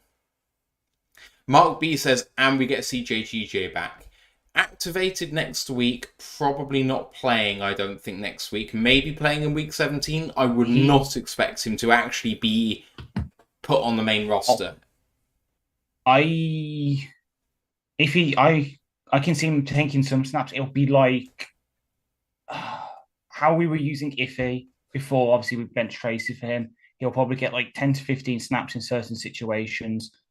But that's because that's the thing with I think it's Dr. Jimmy Liao, the one that does the DLP. He pointed out that the torn pec is not that big of an injury for a DB. It's not like Houston with his ankle. Houston with ankle will need to be rotated in. With, play action incomplete. Goff hit hard, but he's fine. Sorry. To say, with CJ, he should be able to come in and take a decent amount of snaps with his first activation. He's just getting him up to speed with what the new verbiage and stuff is for stuff. Al Juddman says Aaron Rodgers likely cleared to play for the Jets. Yes, the Viking this week's game's coming too soon for him, but yes, supposedly he's close to becoming. Oh, quick, Matt, get the Discord link. Get the Discord link. I will. Handed off and a loss by Jameer Gibbs for 2. That's not going to help the average. Third down and 12. Clock runs, though, and that's the key there. Exactly. We are in the... To quote Doctor Strange, we're in the end game now, I think.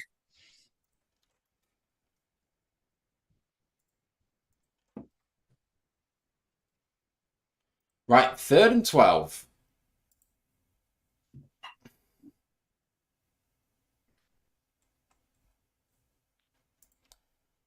What can the Lions do here? 3rd and 11.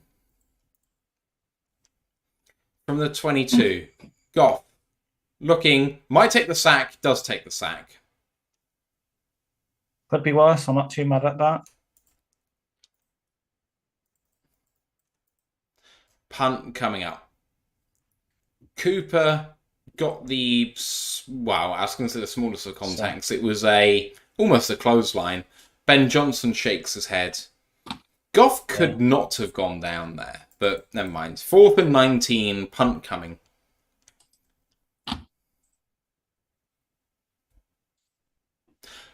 The Ford Field crowd are doing the Mexican wave. Fox with the punt. Punt takes a Detroit bounce, but is downed just over midfield by Malcolm Rodriguez.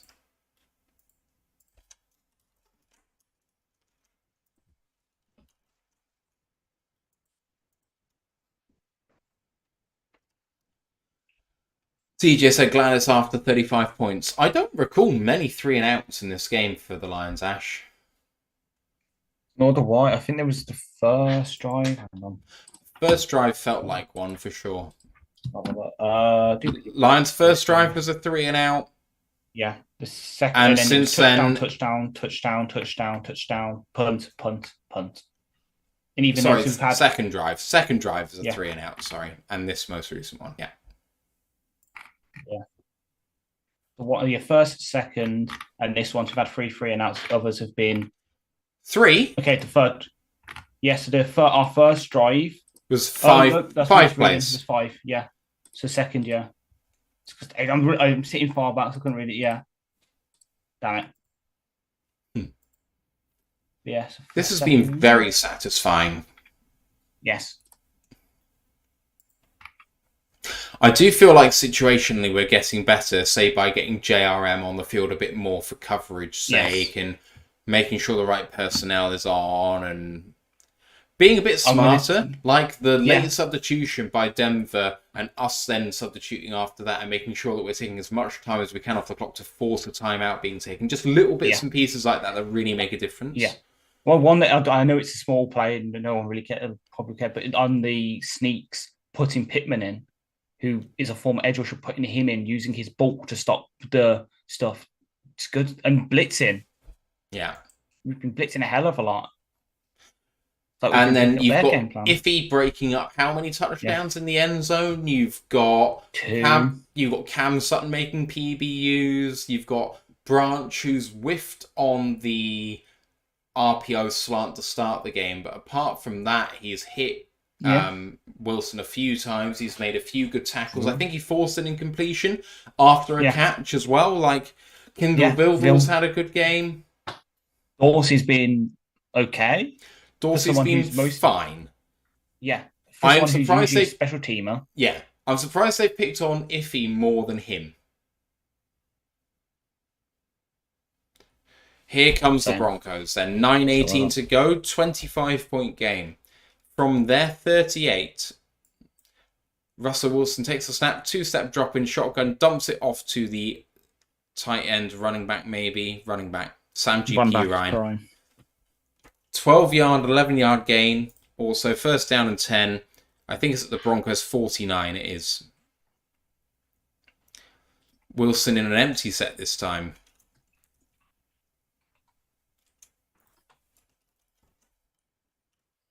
Wilson takes the snap. Quick throw. Nice slant to Jerry Jeudy. I know it's only 2 plays, but it seems like we've done your least favourite thing on defense. Jeudy is hurt. And then gets right up as soon as the whistles are blown. Mm-hmm. Really clean hit by Kirby. Dropped the shoulder, tried to get the hit on the ball. Didn't risk a helmet to helmet. That's textbook. He's been working on his tackling form. We love to see it. Jeudy comes off the field. Yeah. So in that case, Mims would go in the slot and Humphrey would get more snaps on the outside. Goes into the blue medical tent. Wilson in shotgun once again, in empty. 2 to the left, 3 to the right. 2-step drop. Looking right. Comes back to the middle and completes to Cortland Sutton, first down and 10 for the 3rd straight play. Soft zone. We've gone into soft zone. I hate it. It's a 4-score game. I don't hate it in this situation. There's literally not enough time for them to do it, so you just want to slow them down, and that's okay. But when the game... If it was a 2-score game, I'd hate it. Russell Wilson... Oh, and that's incomplete. Humphrey with stone hands. Mm-hmm. Yeah, I think the thing with prevent is the goal of it is to slow the opposition down. But when there's enough time and not enough scores on the board, it doesn't work. When there's enough scores on the board, it ensures the win. It works. That's what it's for. So it's not that I hate doing it. It's used inappropriately. Yeah. Fair. 2nd down and 10, still empty. 3 to the right, 2 to the left for Wilson. Takes a snap. Under pressure. Gets away from Hutchinson. Throws it. Khalil Dorsey fumbled out of bounds by Humphrey. That is going to be 3rd down and probably 2. Dorsey's injured.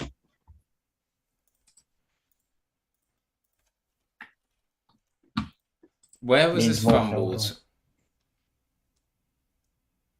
It was fumbled going to the ground. He's going to be about a half a yard short, I think. Dorsey walking to the sideline. Josh Rimmer said, are they supposed to stop the clock with over 7 minutes left on an incompletion? The clock always stops on an incompletion. The clock does not stop when going out of bounds after a completion or on a running play outside of 5 minutes. They're calling it 3rd down and 2. That's a bad call. TJ says ankle. It's at the 12-yard line. Lions in a weird formation. Russ, against Hutch, he gets the first down. No, he doesn't. He's a half yard short. Wow, that looked for all the world that they got that, but it's fourth down, 7 minutes to go. Hutchinson coming off the edge from a wide 9 alignment. Yeah, he is short. His knee goes down a yard shy. Russell Wilson hands it off. Easy first down for Pirine and tackled. Wow, he got himself a big load of yards. It's first down and goal from the 1. Touchdown saving tackle by Kirby there? Question mark. Russ, sneak, touchdown, Denver. Pat Statter.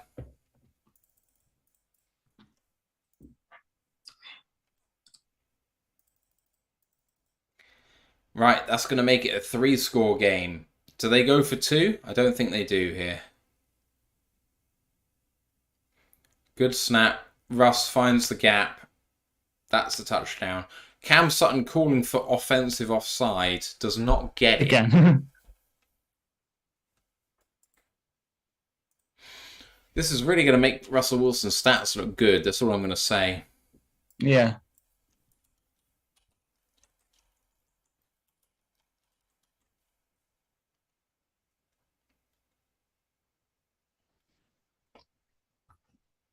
PAT is good. Sliced big time, but good.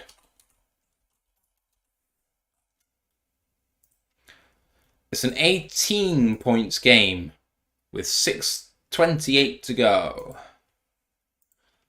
I am going to just... Oh, no, you've disappeared. Okay. That's fine.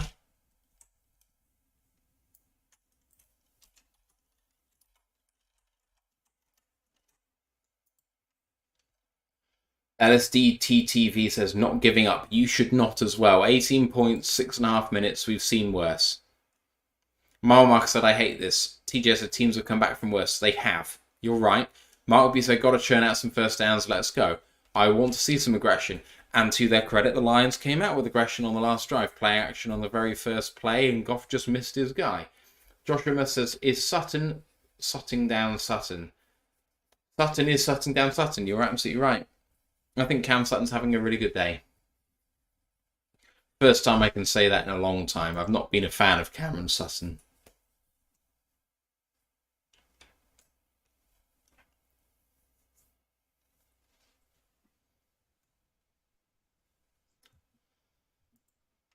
Just waiting for us to come back off timeout. I'm going to just pop away for 2 seconds, Ash. Okay, Norris.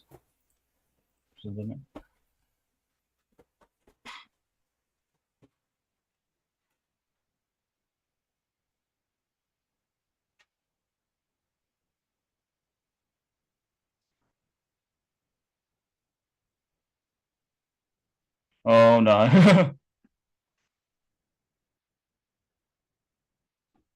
That's a good point, Michael. But it's more his misses.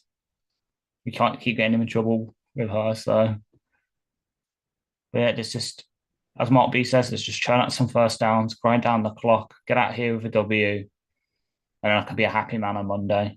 Be a nice, happy, positive podcast for once.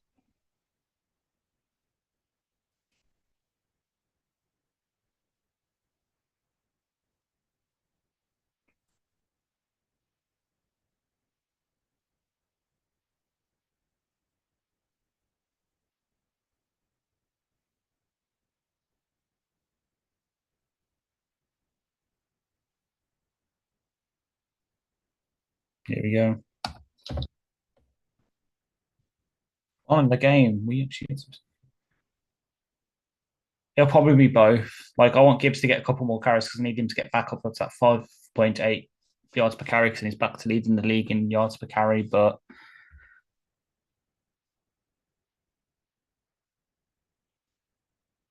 they're trying something. But yeah, they're definitely trying something on this kick. You can tell the way that they're. Yeah, told you. And we just fall on it. Who's that? Malcolm Rodriguez with the special teams catch.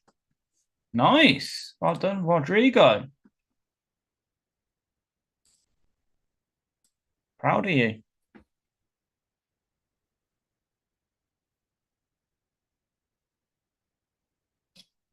No one tell Matt that they've done an onside kick. Let's just pretend JMO got a massive. Let's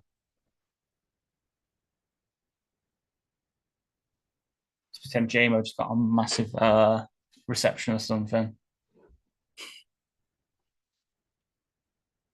Dan Skipper's into the game, I say.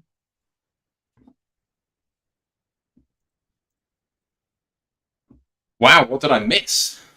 Massive JMO completion. Love it. JK that did an onside kick and Rodrigo recovered it. Oh. Yeah, Well, it's one of those everyone could tell it was coming because I lined up as if they're kicking deep and everyone just kept looking at each other and giving thumbs up and stuff. So we all knew it was just going to be an onside kick. So they run with themselves. Right, so get the field goal, make it a 21-point game, call it a day. Pretty much, yeah. Michael Brevort says, brilliant job, Matt, on not waking up your neighbours. I mean, I'll find out in the morning. True, yeah.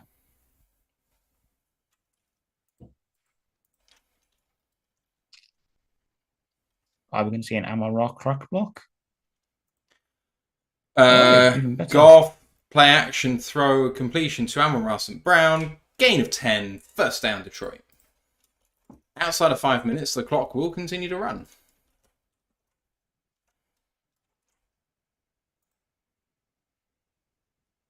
Oh. Really nice play by Amon-Ra, but can he get two more touchdowns? No. It's not going to happen now. I've resigned myself to it. I should have gone for... If I'd gone for 2, I would hold out a hope here that he would get it. Yeah. But just over 5 minutes to go in this game. First down and 10. At the 32, Goff under center. Man in motion is Amon-Ra. He's going to hand this one off to David Montgomery up the middle. Gains himself 6 yards. 5 yards. Second down and 5. Timeout Denver.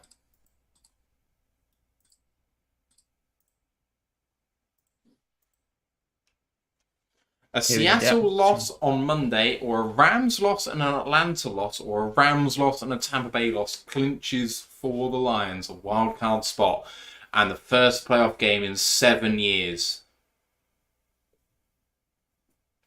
7 long fucking years. All Lions fans rejoice.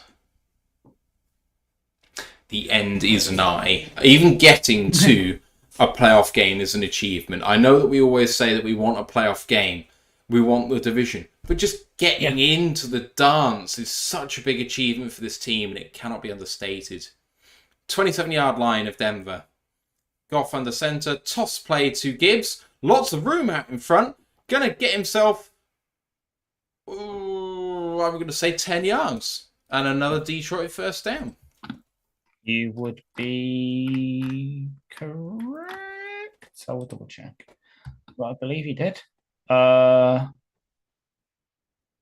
hasn't updated on ESPN yet. Thanks a lot, you slow bastards. I'm going to say that hopefully brings him back up to the... Broncos' final timeout has been taken.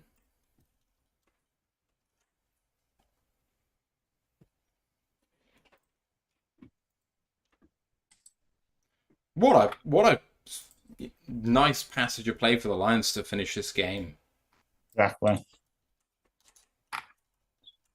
Run it out with the 2 of the best running backs in the league this year. At least by yards per carry, because I think Gibson will now be back up to 1 and Montgomery's 10 in yards per carry. So Montgomery is 5.2.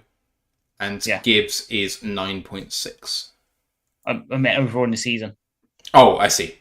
Yeah. Right. Goff hands it off to David Montgomery. Squeezes through for a gain of 1.5. Second down and 8. That won't help.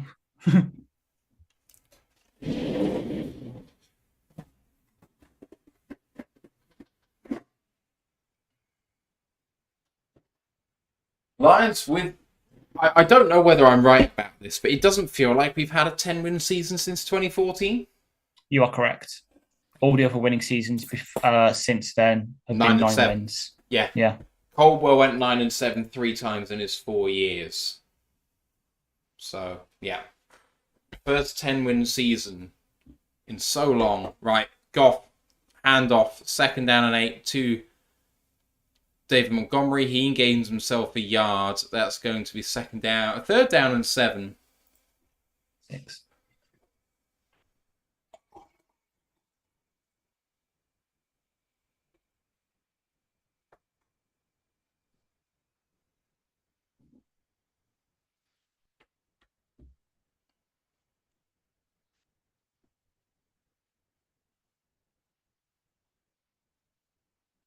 Third and 7.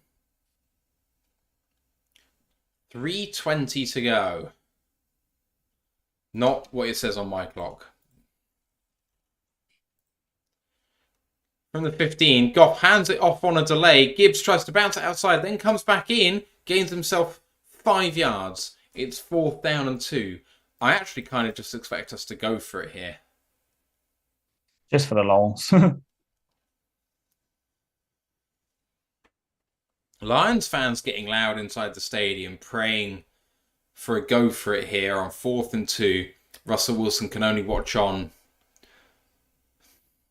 Gets the helmet on as if something's going to happen here. Dan Campbell's going to take a timeout here.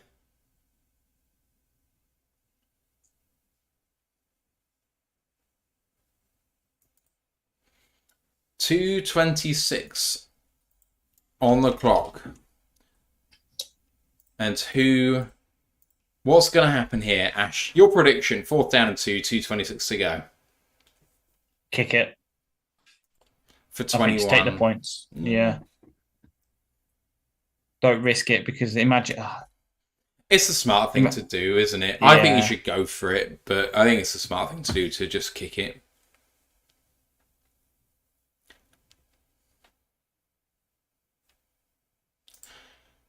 Gibbs has 100 yards rushing on the day with that final carry.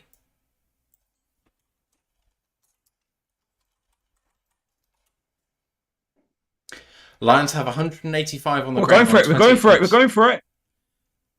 Goff gonna throw for it.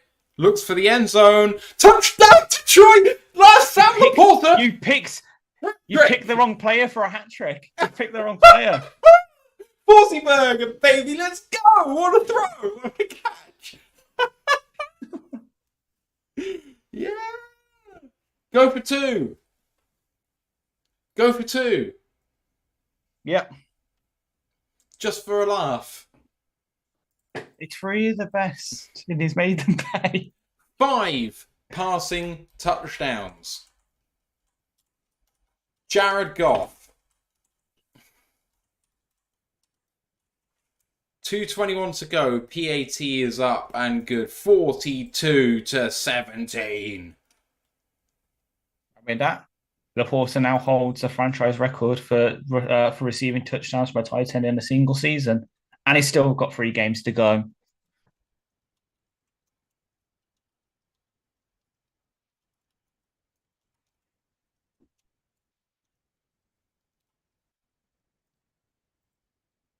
What just happened?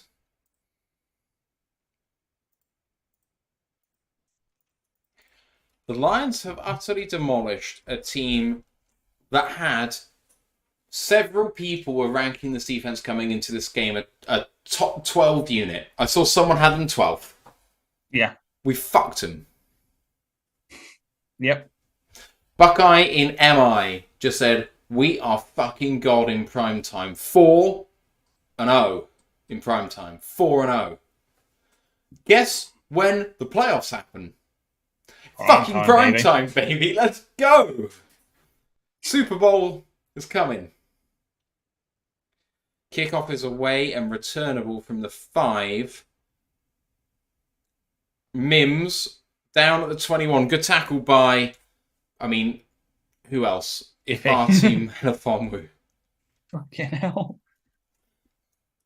His best game of his career. Bar none. David Reinfoot says, we are so back, baby. Chrissy says, wonder what the return on 3 touchdowns for Laporta instead of St. Brown would have been for you, Matt. I think instead of 100 to 1, it was going to be 150 to 1. So if I'd gone for that, it would have been $750. Would have been quite nice. Never mind. TJ said, did Matt win $500? I wish. Amon-Ra didn't get enough. Run play for Denver up the middle by Javonte Williams. Gain of 3.5. Second down and 7. 6. 2-minute warning.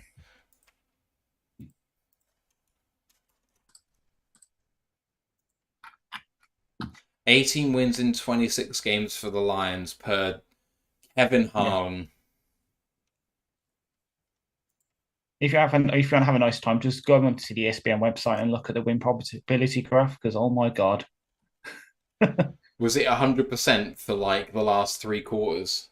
It's been at 99.9% since. I'm trying to get the exact play. Yeah. 92, 94, 96, 99. So it has been since 12 left. It's been 99.9%. The Lions are moving to 10 wins for the first time in a decade. 9 years, close enough. 2-minute warning. They hand it off again. Javonte Williams with a big hole. Good tackle by Alex Anzalone for a gain of 12. And the clock continues to run.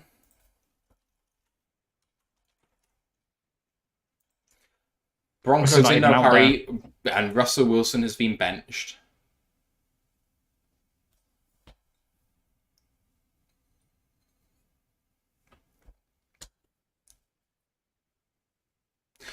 Tepper said, I haven't checked this, but I feel like we play better in all blue and all white. Ditch the grey pants, ? I don't think that this is performance related, I have to say. It's correct, though. I know it was going into last week.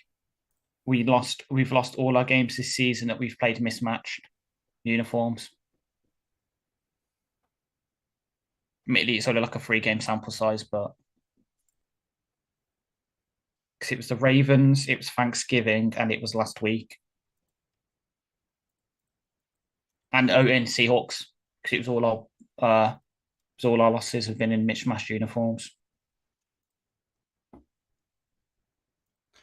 Toss play to Pirine, tackled, That's it. But he gets the first down, and that is going to do it. Yeah.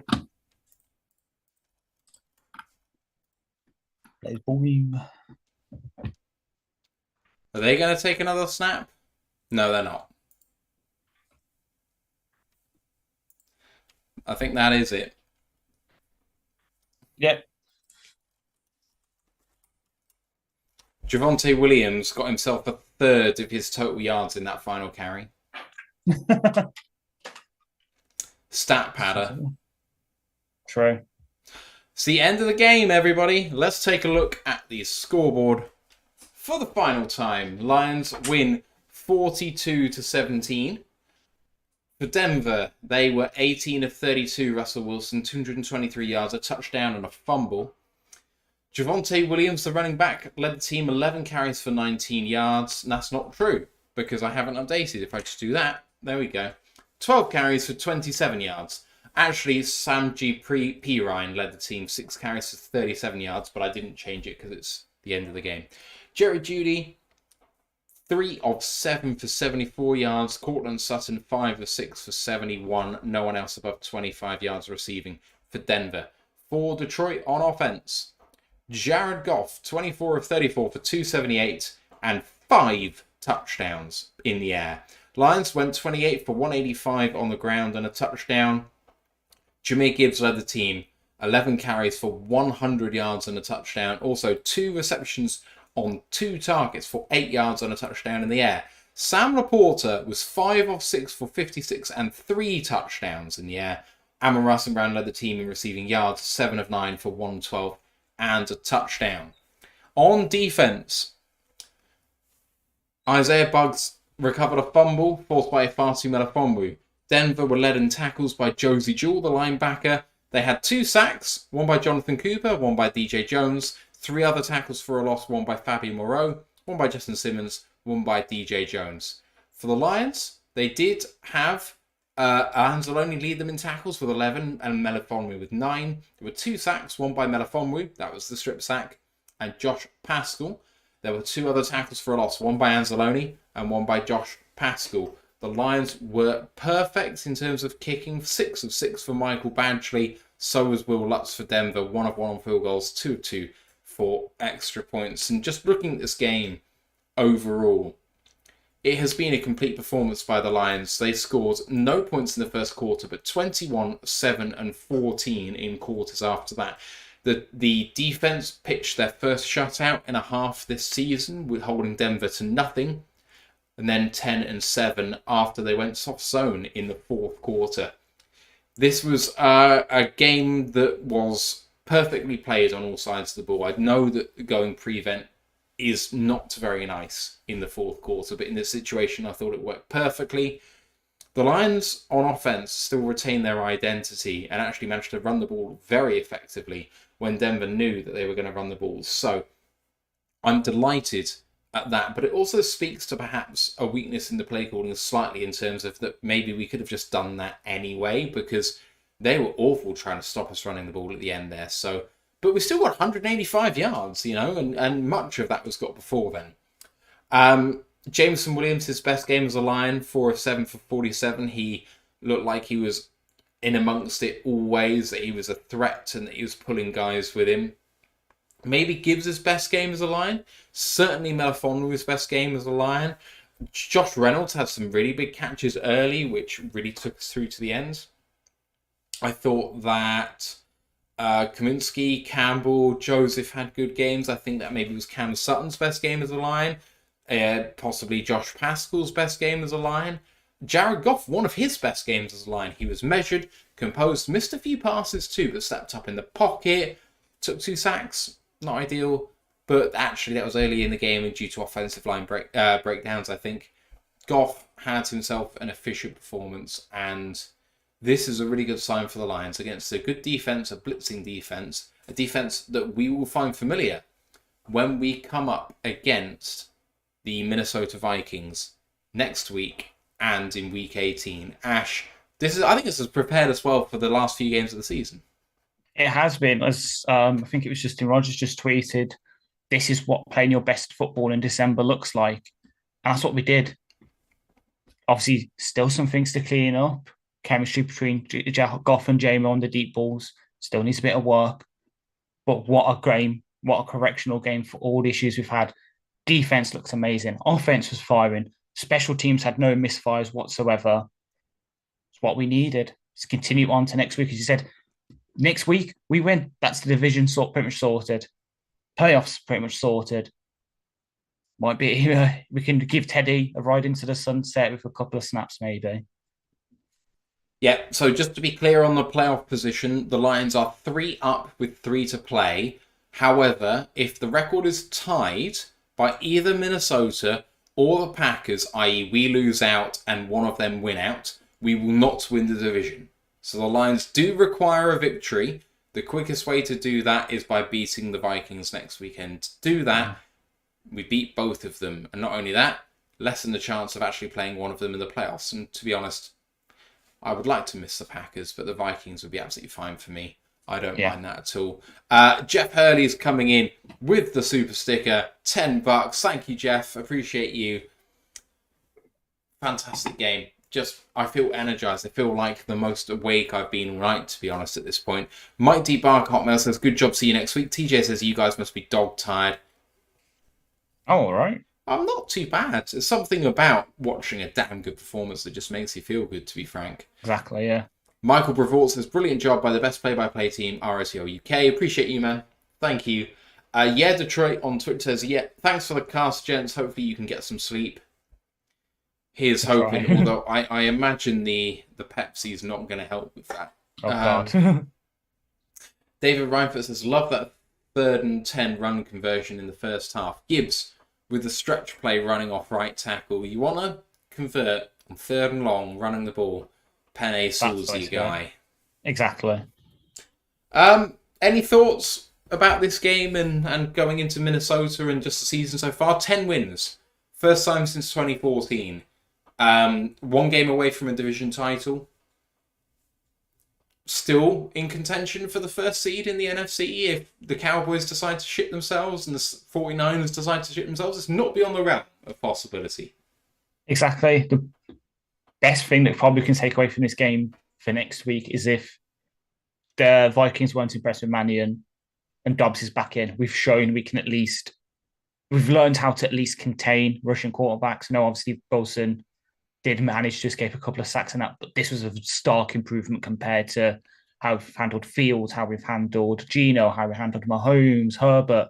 We at least, the sort of contain and pressure model for the most part worked today. So if it is Dobbs next week, I have a bit more optimism doing that than I would have done before the start of this game. But either way, the Vikings, they showed this week, not really. They've still got a lot of issues. Yeah, they managed to have a really good defensive performance against the Raiders, but they still have issues. Yeah. Right, we are going to be back on Monday evening, as we always are. We're going to take ourselves, because it's Saturday night, an extra day to have a look at things and then recap everything on Monday afternoon, 2:30 Eastern Time, 7:30 UK time. This feels very much like the start of the season to me, in just how the feeling is. Like, nothing in that really gave me pause for thought, gave me, pause for sort of miscomfort. That was comfortable. I think that comes back to defense and just actually trusting that we can do the job against a quarterback that can pass the ball exceptionally accurately. He got the ball where he wanted it to go, and we competed. Everyone competed in the DB room. I thought it was fantastic. The one time that we didn't was Anzalone going deep early for the DPI. Other than that, the timing was excellent. Good day for Aaron Glenn. Good day for everybody. Anyway. Exactly. We'll talk more on that later on. Mark B says, hope JMO is okay. Me too. He went out after that little tweak. So let's see what happens. Anyway. Everyone in the chat, appreciate you very much. Obviously, it is very late here, so we're going to skedaddle. We'll see you on Monday night. 10-4, people. Double-digit wins. First time since 2014. Go and celebrate. Let's go, Lions. One Pride. One Pride.